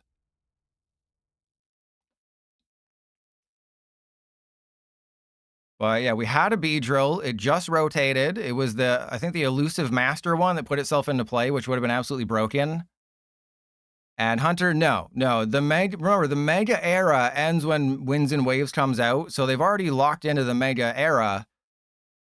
I don't know, because remember, Worlds is in a month and a half. Worlds is at the end of August, and they always tease next year's mechanic at Worlds. But we don't know what's happening next year. There's not really a next year. Right? There's not necessarily a next year for this game. All right, so this is really bad unless I get a great top deck. Okay, that's not great, but it does allow me to thin.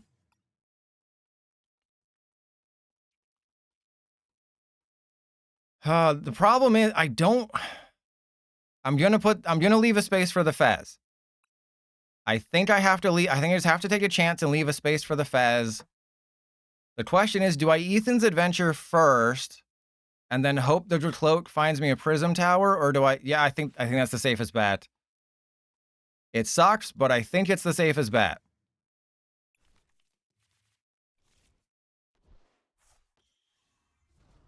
All right, please. I went to the dark side and I played Dragapult and I got punished immediately. Fantastic. I went to the dark side and all I got was this stupid freaking nothing. But I can still win the game, which is kind of funny. Game is actually not over somehow. Even if they do all the things, I can still win.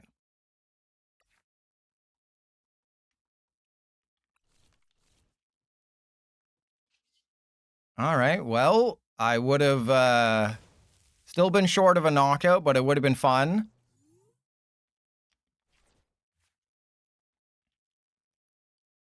What I imagine they're going to do is they're going to retreat into the Mega Starmie, knock out the Typhlosion through weakness, put 50 damage on somebody. Because if they put the 50 damage on the Dreepy, then they basically leave me in a situation where I have to rare candy into Dragapult, or they just kind of win with the bosses. But I have Unfair Stamp, which should carry me through. And Clam Burglar, well, I'm going to switch off a Typhlosion after this game, and we're going to be playing, I think, Clefable, the baby Clefable. And Hunter, no, you have to watch every single Trust Your Pilot video from start to finish, including the VODs channel.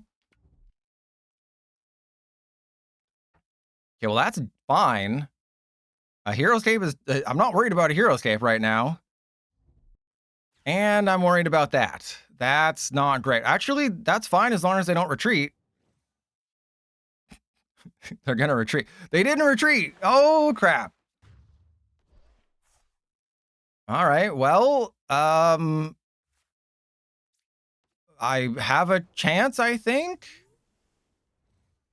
No, right, I don't. I was like, do I have a chance? No, I don't think I have a chance of winning. My chance of winning, I think, was... Oh, there we go. There's a helper card. Okay, so... I think what I have to do is bosses the Mega Starmie. Yes, I have to bosses the Mega Starmie. It's all coming together. What the hell is this hand? Okay, bosses the Mega Starmie, then Unfair Stamp, and then hope. It's all part of my brilliant strategy. Okay, redeemable ticket. Let's go bosses orders on the Starmie. This is my only real shot of winning. And then Unfair Stamp. Then I have to Buddy Blast. There's a Prism Tower, which I need to save for next turn.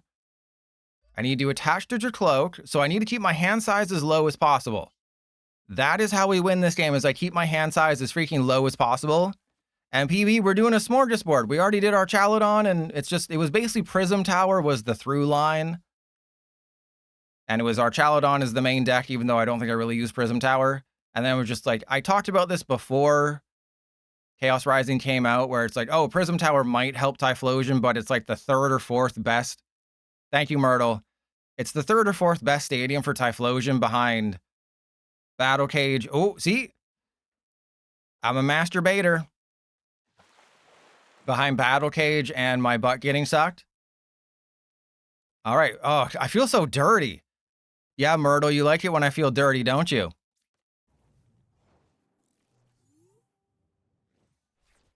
right, so there's another Typhlosion. Again, got to keep my hand size as low as possible, but also maybe I don't want my butt getting sucked. I don't know. It's tough to say sometimes. All right, so Prism Tower. Get rid of both cards in my hand. Hopefully this is a playable card. Ooh, I can fail Dawn. Good. I can fail Dawn. Yep. Well, I mean, I was going to say I can fail Dawn, but also Dawn can fail me. Forgot about that part. Dawn can also fail me.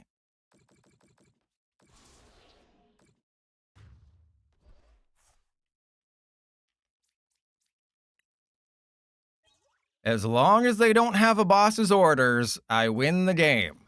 So obviously they're going to have a boss's orders, or I mean, they have a 40 card deck. They have 45 cards in deck. There's no way they get one of their two bosses. There's no way they get one of their one remaining bosses, probably. I mean, there's probably two.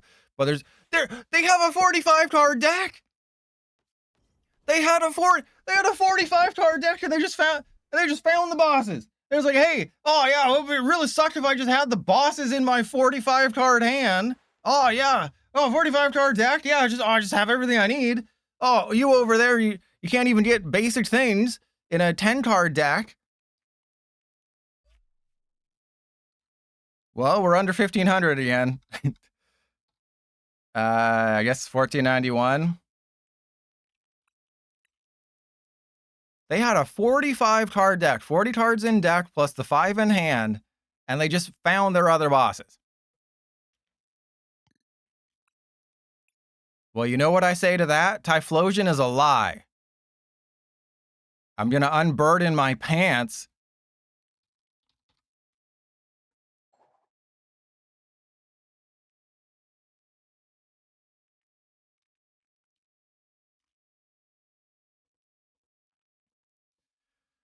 Well, actually, they might have gotten it off the prizes, but still, the odds of that happening are kind of insane.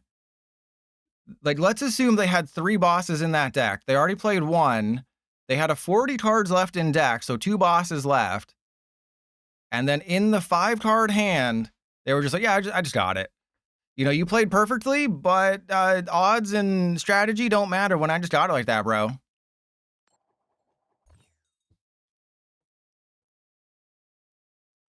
So they're going to choose... Wait, are they choosing to go second? Because they selected Tails. Remember, you always... They're a weirdo. You should always select the flip of the answer you want. So if you want to go second, you flip Tails. If you want heads, you... All right, I mean, I don't hate it, but I'm not going to do much turn one. I have good news and I have bad news. The good news is that my opponent is not playing Psyduck. The bad news is that they're going first and they're playing Dusknoir. I am also playing Dusknoir. So this is going to be very, very interesting. Okay. It's Mega Starmie, but Mega Starmie's attack kind of sucks. And the whole thing with Clefable is that you choose one of your opponent's active attacks. So I can use Nebula Beam, which isn't amazing. All right, so Clefairy is good, and then I go Clefairy. Well, actually, no, I guess I go for Frillish. Yeah, I go for Frillish, and I item lock them. Absolute goated play. Can you believe how good I am at this game? It really scares me. I'm terrified when I look in the mirror and I don't recognize myself. That's how good I am at this game. And then I just got another Clefairy and a Duskull. I'm an absolute goat here. Okay, so let's go Retreat into Frillish, Oceanic Vileplume, and now they are a Dusclops away from getting knocked out. They have no items, and I'm the #1 Clefable, Dusknoir, Lillie, Clefairy player on Pokemon TCG Live.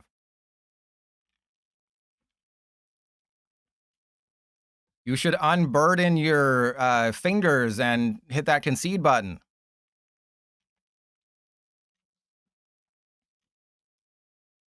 But since most of my audience is from America, what are you doing for July 4th to celebrate? Will you be watching the Canada soccer game? You know, there's nothing more American than watching Canadians get beaten off in 1080p. There's nothing more American than watching people from other countries suffer. Baseball game? So you're going to... I mean, the Blue Jays are in Seattle. What's really funny is that for the last several years, the Blue Jays would always play in Canada on July 4th because Canada Day is July 1st, so they always wanted the Blue Jays to play in Canada on Canada Day. But the schedulers would never put them in America on July 4th. This is like the first time in several years. I mean, I could be... My brain doesn't work as good as it used to. This is the first time in several years that I think the Blue Jays have been in America on America Day. And that's kind of important because, you know, it's the only Canadian team, so that would mean, you know, an American team would play in Canada on America Day, which is weird. And Forgotten One, are you going to follow your nose to try to find me? And ABC, I'm currently playing with the toes on my right foot. Which ones are you playing with? Do they not realize that I can just absolutely clap their entire cheeks right now? Do they not realize that their cheeks... Oh, okay. This is bad. Luckily, they didn't get a water energy. Are you going to be the one who found new land? How it is from... No, I'm from Saskatchewan. Yes, I'm from Saskatchewan because I want to Saskatchewan them toes.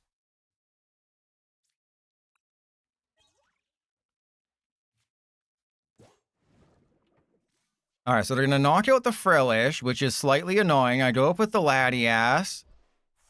Now, in this situation, what is correct?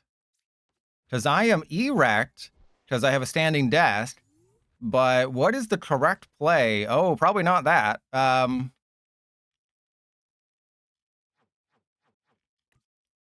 currently don't have an attack. Currently do not have an attack, which is super cool. I have... Okay, there's the energy, but there's no Wondrous Patch. I have Power Glass, Bosses, Rare Candy. Does nuts fit in your mouth? It's another Frillish. They have 0 energy. This is super awkward. Let's go Rare Candy and energy, I guess. Okay, you're not as funny as you are. All right. Yeah, let's go Ultra Ball away, the Telepathic and the Judge. Get Dusknoir. Or do I get Fez? No, I think we get Dusknoir. And then Rare Candy into you.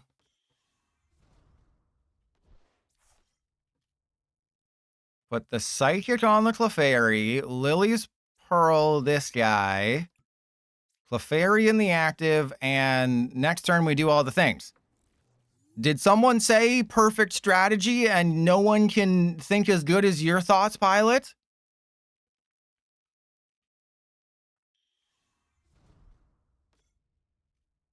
I mean, I've definitely lost this game if they just find a water energy.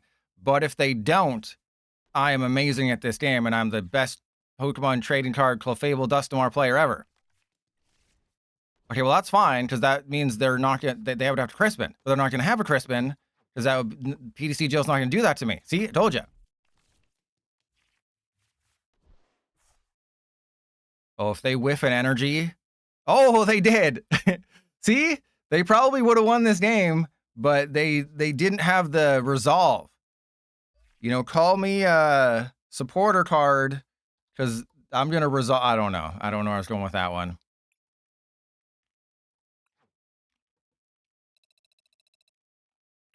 Yeah, all they needed to win that game was a water energy, but they couldn't get it up. You know, unlike me, I'm very proud of myself for being able to get it up today. I also got it up prematurely yesterday, which people were very happy about. Because then you can set up for your pre-release, and then you can watch my video 100 times. You can write down the deck list for each manually. You can take screenshots with your phone. You can theory craft every matchup possible, and then you end up with Slowbro and an unplayable starting hand, and then you get 0-3 Daunt, and then you go home sad, and you only get 2 packs, and then those packs are nothing. But that's just how it goes at a pre-release sometimes.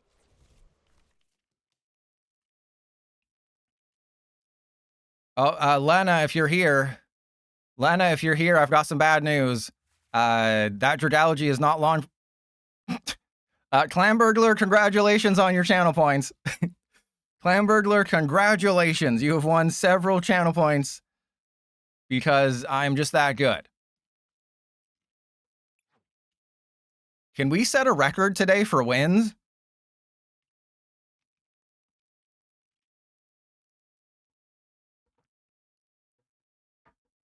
Yeah, am I going to be able to set like a record today for the number of wins that I'm going to get? And maybe I'll play like one more after this one and we'll just do another. Let's do another draft. Drafting is fun when I win.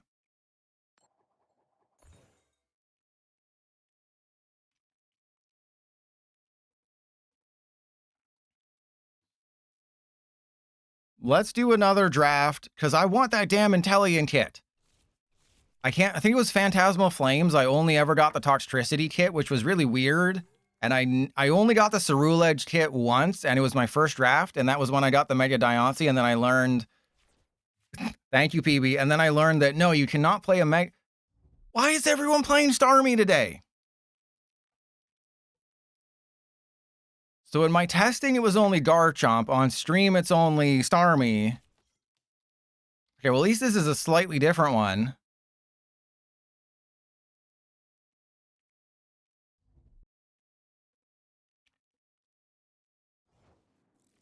All right, well, they can't do anything, and I'm awesome. So, get on my level, am I right? Let's go Duskull, Clefairy. I'm going to hold off on everything else, because I believe that they got nothing. I'm just going to keep this entire hand, because that's how confident I am. And also, maybe I want to get to another draft, because drafting is cool. But that's how confident I am. Okay, well, surfing... Oh, my God. All right, well, this is fine, because there's no way they're going to get an air balloon. They're going to have to hard retreat the Patrat, and that's not cool. And I can just knock out the Patrat with a Dusclops, which is great, and then I can do nothing next turn because I don't have an attack.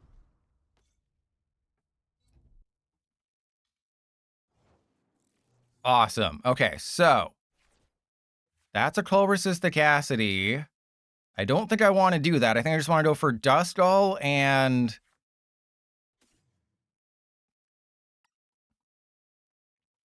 Again, why is it Starmie? Right? Why is it Starmie again? That's just not cool.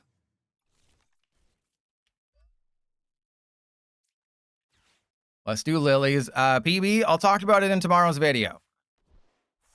What the hell is this hand? All right, so there's no way they do anything to my Clefairy, but just in case, I'll just let it sit there. I'll let it marinate. I'll baste it with my Syrup Storm. I'll let it marinate a little bit and we'll be fine.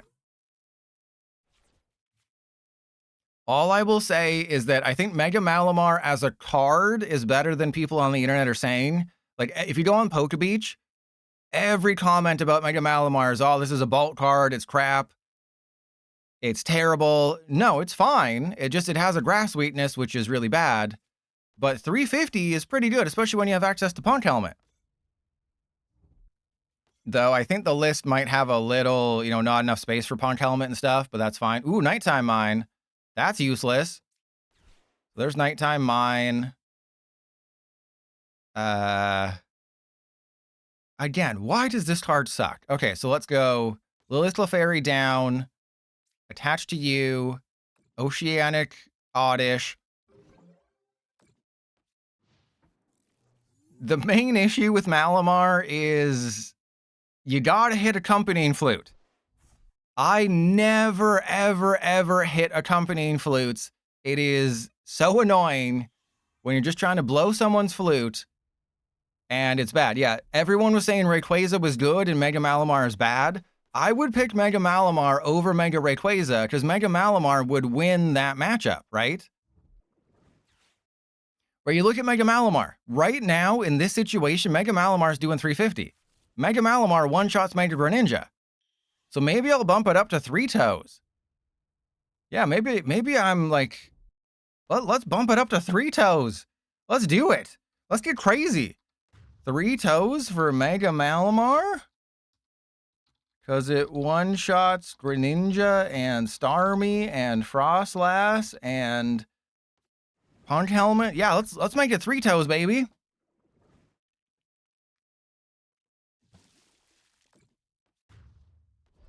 All right, so in this situation, I probably end up losing the game, but that's fine because I have a plan. Did I say it was good? No, but it was a plan nonetheless.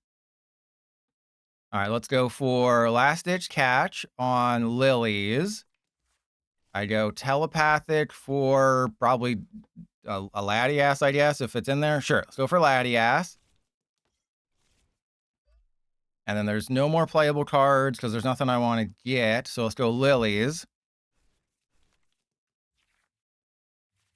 All right, awesome. We got nothing super useful right now.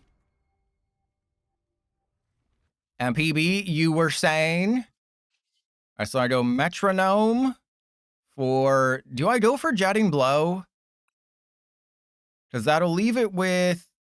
Yeah, I mean, we're both going to have full benches. Huh.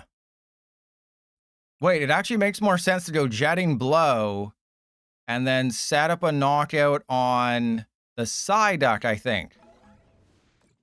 Because the Clefairy is doing 220 right now. I mean, it'll do 220 next turn.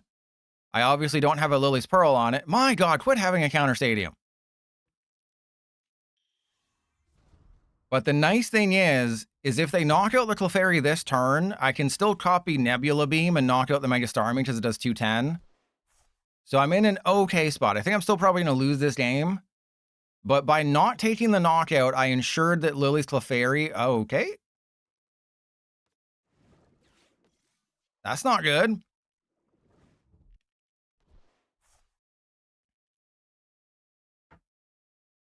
I guess they're going to put it on the Duskull and knock it... Oh, God, stop knocking out the Dust... What'd the Duskull ever do to you? It literally did nothing to you.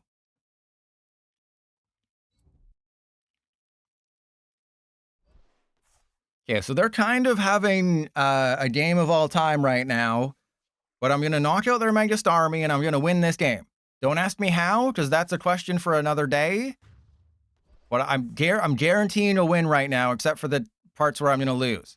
But aside from all that, I'm going to win this game. I do also need a basic. If I don't get a basic, that's really bad.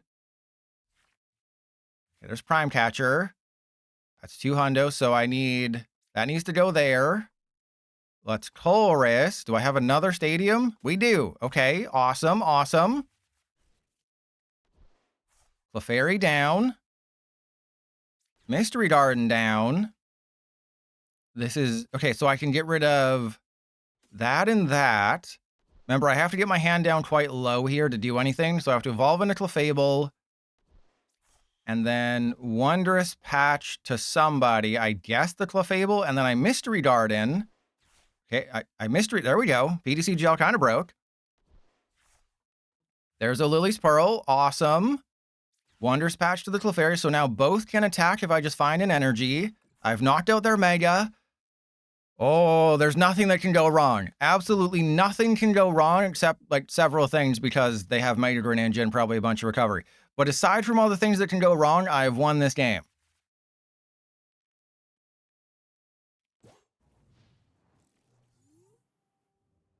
Yeah, you really see how strong Unfair Stamp is when you get any other A-Spec, like Prime Catcher. This was the best A-Spec for the longest time. For the first, what, 80% of A-Spec life, it was Prime Catcher's the best A-Spec. And then as soon as rotation hit, nope, Unfair Stamp. Doesn't matter. Prime Catcher is amazing. Unfair Stamp. Gotta play it. Any situation where you can play an A-Spec, you want Unfair Stamp.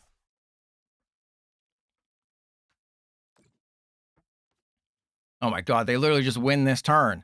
They win with one more Mortal Shuriken. That is insane. Meowth is garbage.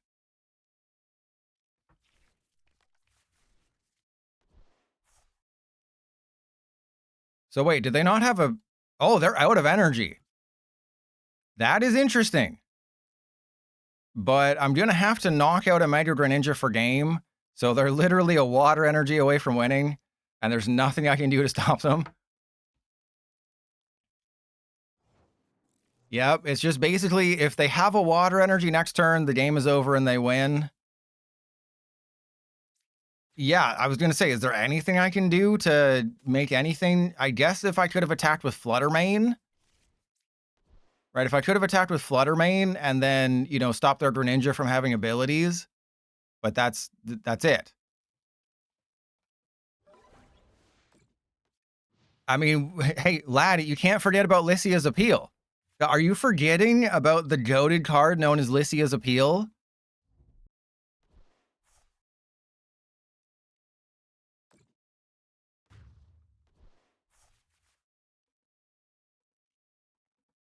God, it's like you only think that bossing everybody is good and not just basics. See, I'll get rid of the win. The win-loss counter doesn't really matter anymore because I got to my 12 wins. We're at 1,500. That's the perfect time to stop. If I get the stupid Alakazam kit again, I'm forfeiting these nuts. Okay, Meganium, this is good. This is a good kit because the Execute attaches energy to itself. And then also you have Seal By. But the problem is that you really do just want to start your Execute. Right? If you start the Celebi, normally that's a good thing, but starting Celebi's... What's with all these fire types? What's all this then?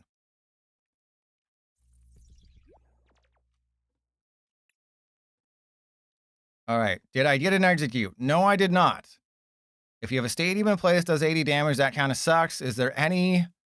I did not get a Tangela. I got 2 Tangrowth and no Tangela. And yes, I'm aware that it has the attack is Pumped Up Whip when Pumped Up Kicks is a song that is about something that they probably shouldn't reference. Wow, there's literally nothing. The only thing I'm going to add is a Bayleaf. So what else we got? We got Acerola's Mischief, which is Force to Vitality is amazing. Do I go for Surge's strategy? Yeah, let's just do it just for fun, just because. And did I get any Lanas? I didn't get any more Lanas. I still love how this symbol here, this is what you get inside the kits, is it just tells you. I just love how it covers up the number. Like they could have just moved it slightly to the right, and you'd be able to see the number on the Lana's Aid, but they didn't do that. So I didn't get any bosses. I mean, I have Switch. We don't need freaking 13 energy. I mean, the Dhelmise is good. It's just such a tough. I don't think we need the festival grounds because that's annoying. Lieutenant Surge's bargain. The Drayton lets you get Forest of Vitality. Yeah, maybe I get rid of the Switch, and then I have to get rid of 2 more cards. I have to get rid of the Lieutenant Surge's bargain. I'm sorry. I don't want to, but I have to. And then I'll get rid of a Celebi because I would prefer to start Execute because it's the best one to start. You know, Celebi's good, but I'd rather start the Execute.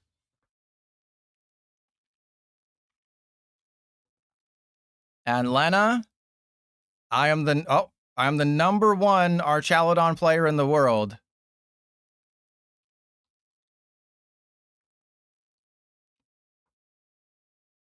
And Pocket Avery, verily, I'm gonna win this game for you. Yeah, this is weird. Pilots winning games? That doesn't happen. What? Well, we got everybody except the one I wanted. Fantastic. We got everything except what I actually wanted. And it's a mirror match. Ooh, that's good. Okay, so I don't want to put Forest of Vitality down early because remember, the kit only comes with 1. So it's very important to remember the pre-release kit only comes with 1 Forest of Vitality. I just happen to pull another one. And if I put it down prematurely, they might, get scared. So this is actually really good, is I'm going to take an early prize, but then I don't really have anything. I mean, I really don't have anything if I don't get an energy. Lena, you missed it. I faced a Mega Dragalge deck. They seriously got a freaking Mega Lopunny. I faced a Mega Dragalge deck, and they realized they were playing Dragalge and immediately conceded. It was really cool. They realized that they were playing a Dragalge deck and immediately conceded.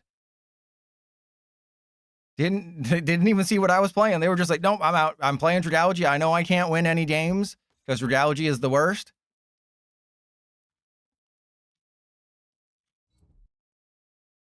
Don't retreat. Don't retreat. Ah, there we go. There we go. NAIC. NAICD's nuts, am I right? Huh? Is that what you're trying to go for? All right, so I have 10 energy in the deck. Almost 40% of my deck is energy. There is no way I don't get an energy, but I also would have really liked... Ooh, actually... Huh. Interesting. I guess I do go for Bayleaf Meganium here, right? Even though I am giving them a Forest of Vitality, but I have to give it to them anyway. All right, well, I took the first KO. Oh, they gave 3 mulligans? Yeah, but they're playing Dragalge. I think we all know that it's yeah, Salazzle's just better than Dragalge, which is sad. And it's kind of funny that Crispin in Salazzle is better than Waitress. You'd rather, make your bacon Crispin than hit a Waitress. Okay, so the good news is that I'm knocking out Celebi. The bad news is they're going to get, the entire Meganium line.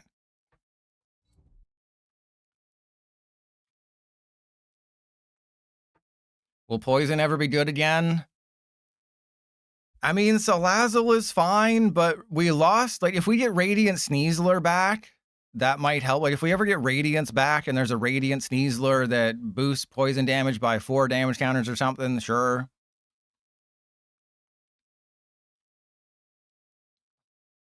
All right, so the good news is that I'm taking the first 2 prizes. The bad news is that I have 10 energy in deck and I might never see one. 10 energy in deck? Might never see one. Well, there's another Bayleaf, so that's pretty good.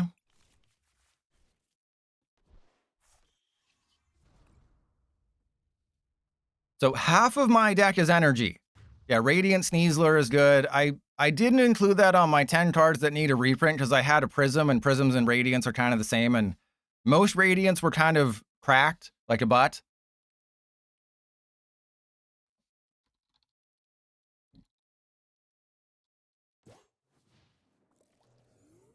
right? Like, I'm not going to say, oh yeah, we need Radiant Greninja back. No, that card was way too strong. So Exeggutor's first attack is Guard Press. That's slightly concerning, but I still two-shot it with my own Exeggutor as long as I can get it up. Oh, okay, so they just have a regular. Okay, that's good. Oh, that's actually pretty good in a pre-release. That's not, I don't hate that. I do not hate that whatsoever.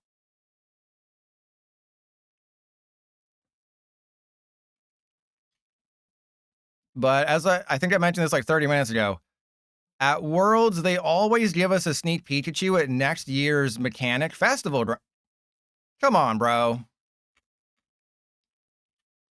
But I don't think there's going to be a year-long mechanic next year unless they pull another trainer's Pokemon and just give us something half-baked.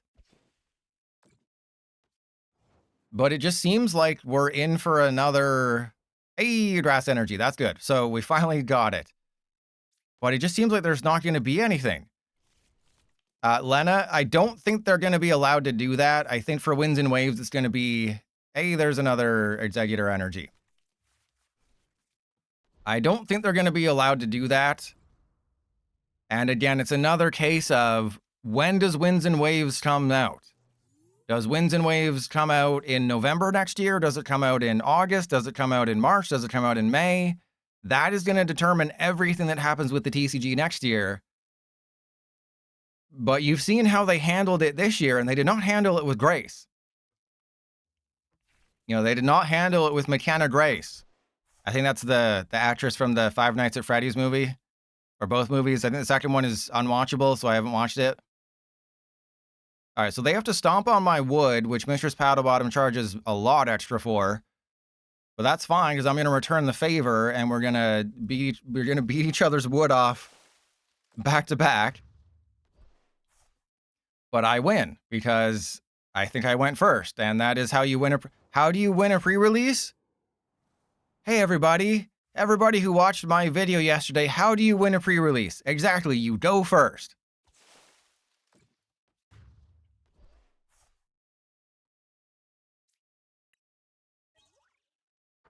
And there's the air balloon. Fantastic. But yeah, just wins. I don't know. It really depends on when Winds and Waves is expected.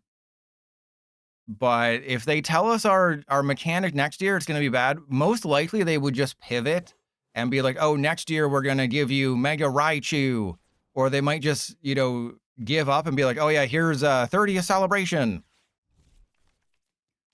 Because there's no judge in this format. There's bosses, because it's Mega Evolution base set, but there's no judge. Judge was Phantasmal. No, Judge was whatever the first set of this year was. The Perfect Order.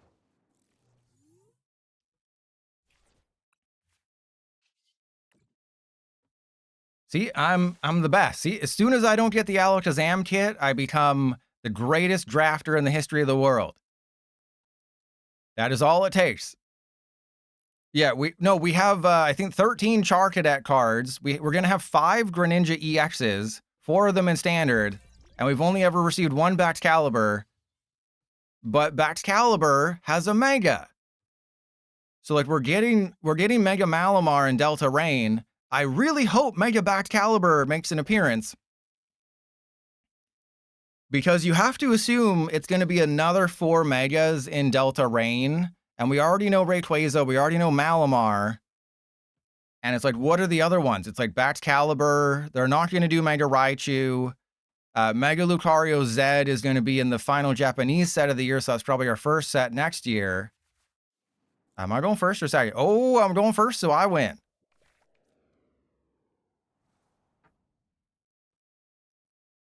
But it's just, it's so, they botched it so hard this year. You know, I can sympathize a little bit that, oh, they got kind of blindsided like Sandra Bullock. All right, that's bad for me unless somebody gets a Forest of Vitality. And let's go.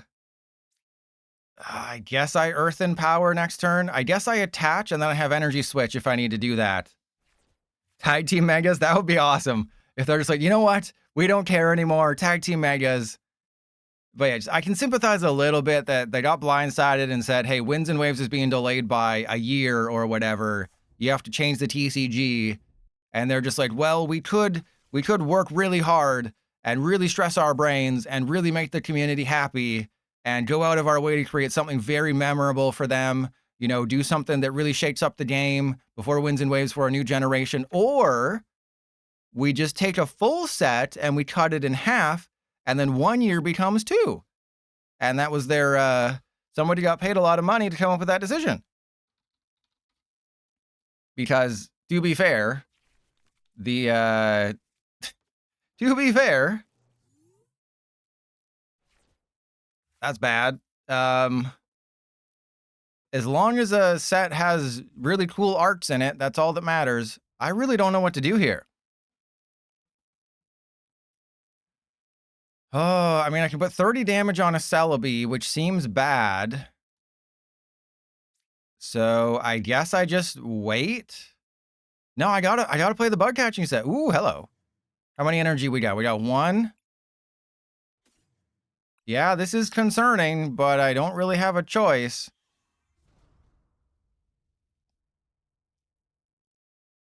I mean, I think it's safe to say that the Dhelmise is not getting knocked out, right? The Dhelmise will survive next turn.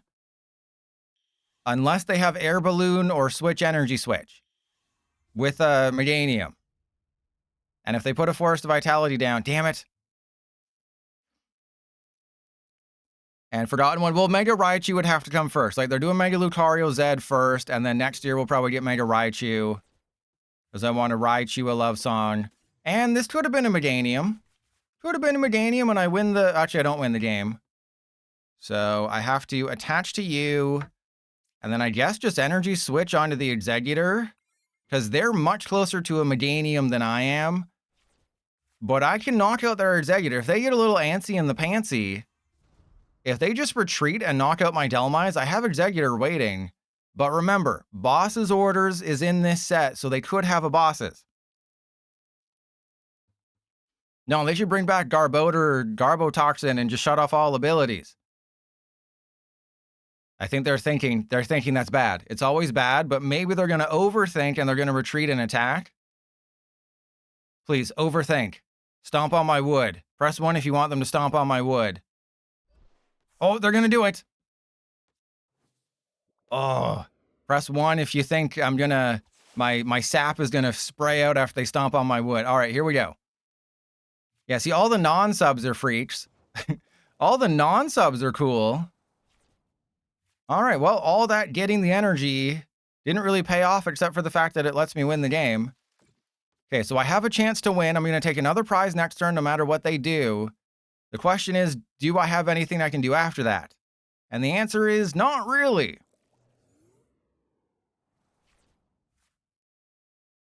Wait, there's no Mega Golisopod?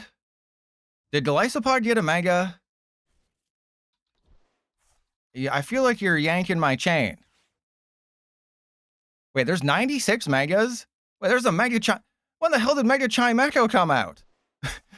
What? There's a Mega Chime Echo? Where... I mean, I know I didn't buy the DLC because it was just a waste of money. But there's a Mega Chime Echo? There's a Mega Absol Z? When the hell did all this happen? All right, so I have to start attaching to the Meganium because that's the only chance I have of winning. All from the DLC, but the DLC got horrible reviews. Literally everyone said it's the worst thing ever made. Okay, so Mega Darkrai looks really funny. Mega Scolopendra. Mega Golurk? When the hell did that come out? I beat ZA. I never saw a Mega Golurk. Wow, there is a Mega Golisopod, and it's Bug Steel. That's pretty cool typing. There's a Mega Drampaw. There's a Mega Magear. There's 2 different Mega Magearnas. Oh my god, I refuse. I refuse to buy that DLC. I refuse to DLC these nuts go in my mouth, okay? There's Mega Glamora. I refuse. There is no Mega Glamora in Bossing Say. Mega Drampos from the base game? Yeah, the DLC megas are cool, but I'm not spending whatever the amount of money is just to get some megas when the gameplay isn't good. I spent $40 on the Sword and Shield DLC, and that was horrible. The Isle of Armor was just like a fetch quest, and that was it. It was a fetch quest and a baby panda, and it was the inferior baby panda. We all know that Pancham is better. Press 1 if Pancham is the best panda Pokemon and Kubfu is terrible.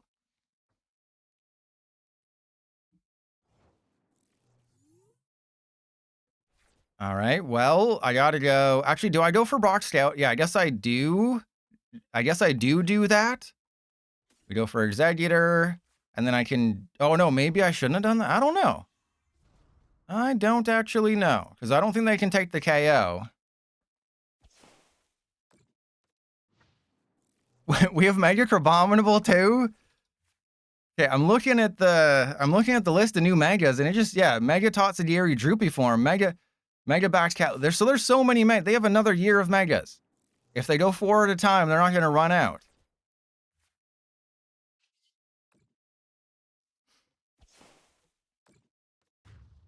All right, well, I keep winning. Don't know if you've... Well, I've been, back in my day, we only had 151 Pokemon. Well, I've been doing that. I've just been winning. Well, we know they're doing Mega Lucario Z in the end of November Japanese set. You have to assume the set after that is going to be Mega Raichu, and they're going to put lesser Megas in the Mega Lucario set, so probably like Scovillain and Chimecho and something. Because Pitch Black is Mega Darkrai, Delta Rain is Mega Rayquaza, Aura Seeker is Mega Lucario Z. I would imagine the next set is Mega Raichu. Mega Scovillain. Yeah, we'll have to get that at some point, too.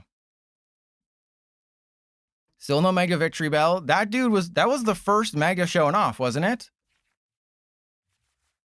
Ooh, this is a terrible start. But I do have a Stadium, so obviously leading with the Dhelmise is best. Yeah, Mega Heatran. If that's a fire type, we are in for a very interesting time. So I could have gone for defense with Celebi or offense with Dhelmise, and I prefer to be offensive. Yeah, so they're really Joe Biden their time here. No Mega Blastoise set? No, we're not getting Mega Blastoise. We have Mega Venusaur, we have 2 Mega Charizard. You know, I think at the Pokemon Company, they're like, we don't need a Mega Blastoise. We already have 3 Mega Kanto starter cards. Who cares if, oh God, if they just keep flipping heads on Hyde, I lose. But there's like, we gave you 3 Kanto starters. That's enough. Mega Victory Bell was great in my playthrough. And they flipped heads. Fantastic. Really wish I'd started Celebi. Oh, well, there's a Lillies. That's pretty good. So let's go Forest of Vitality. I guess I attach just to get it out of my hand.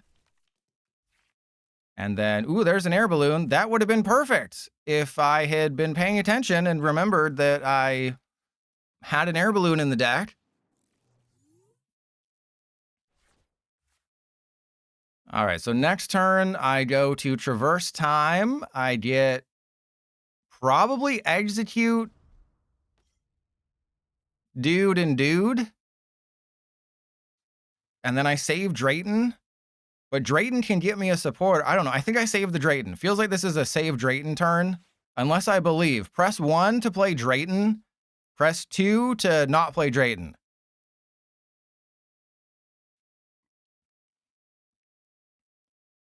And Oricane, we have to assume that they're going to give us every single Mega.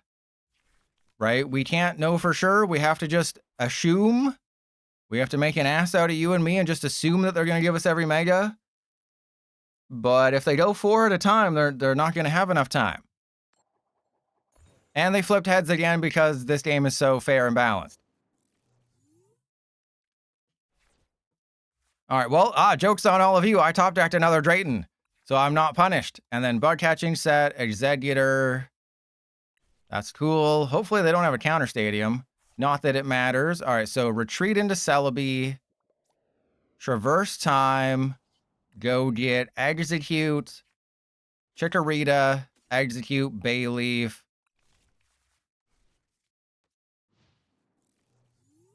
And pay me. I mean, you would think it's coming, but they already did the Kanto starters.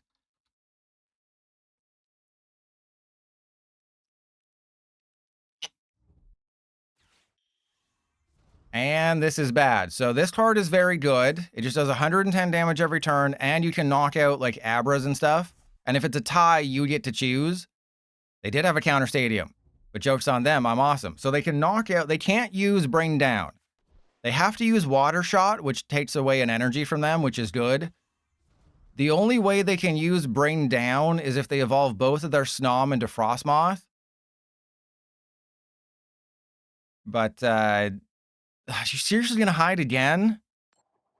Are you? 3 in a row.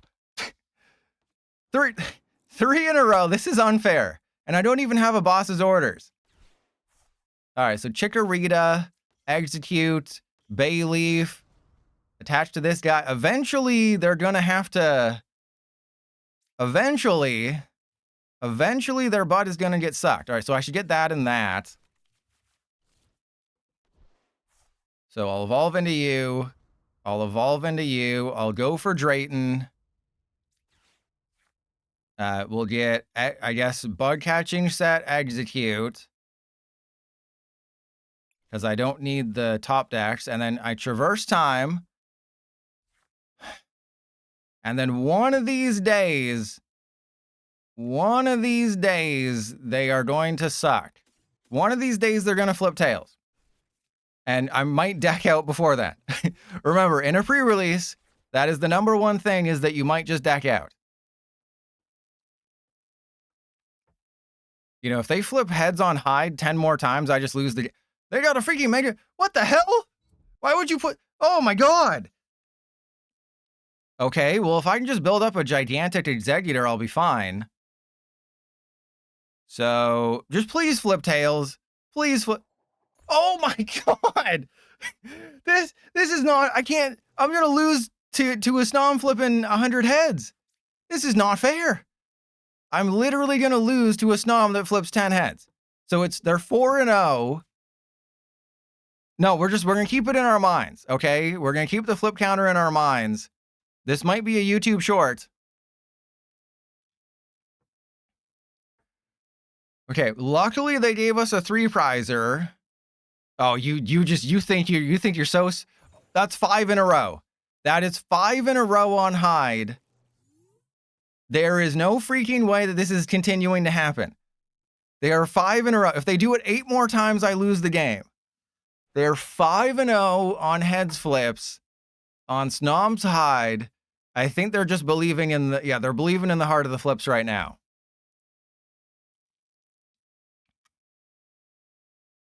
Oh my god, here... Please. Oh, 6-0! I can't even... This game has been going on for like... I'm gonna deck out!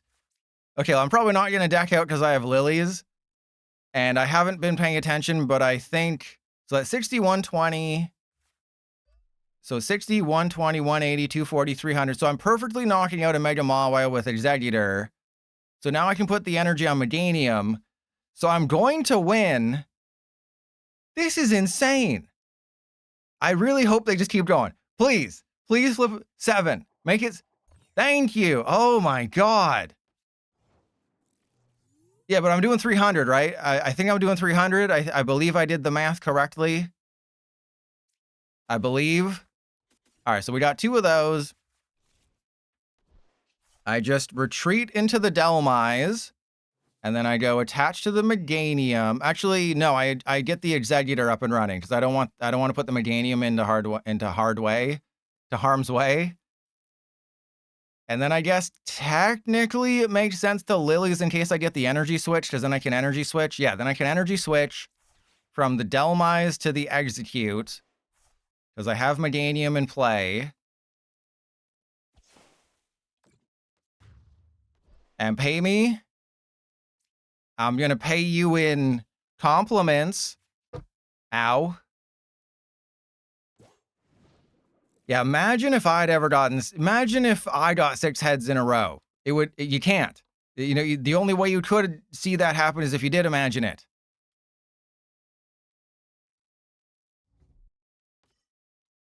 All right, let's get her done, as Larry the Cable Guy, as Jeff Foxworthy always said. I couldn't remember the other guys. Hawk to a Neon Wolf.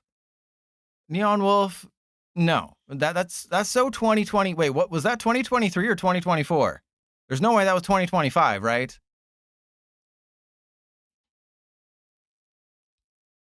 All right, so they can use Bring Down to knock out my Execute, which is really bad. Because if you look at Bring Down, it's knock out the thing that has the lowest HP.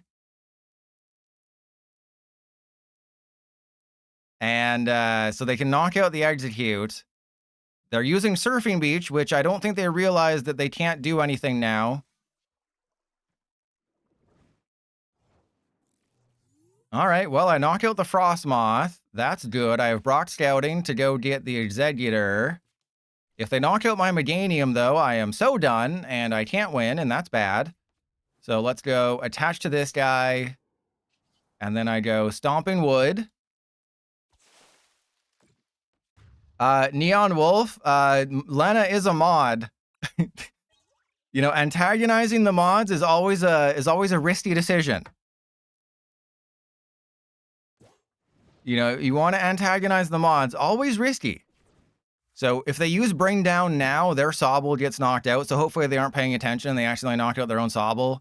And also they can't take any knockouts. And damn it, they got the Drizzile. Okay, so the Celebi gets knocked out. But then I just win. Neon Wolf, I mean, the mods have all the power. Mods can time you out just because you didn't put on deodorant this morning. The mods can do whatever they want. They should not have used Water Shot, because they needed to take a prize, and they didn't do that. So actually, it's really... No, I was going to say, it's really funny if I do this, but I just win if anything goes wrong for them.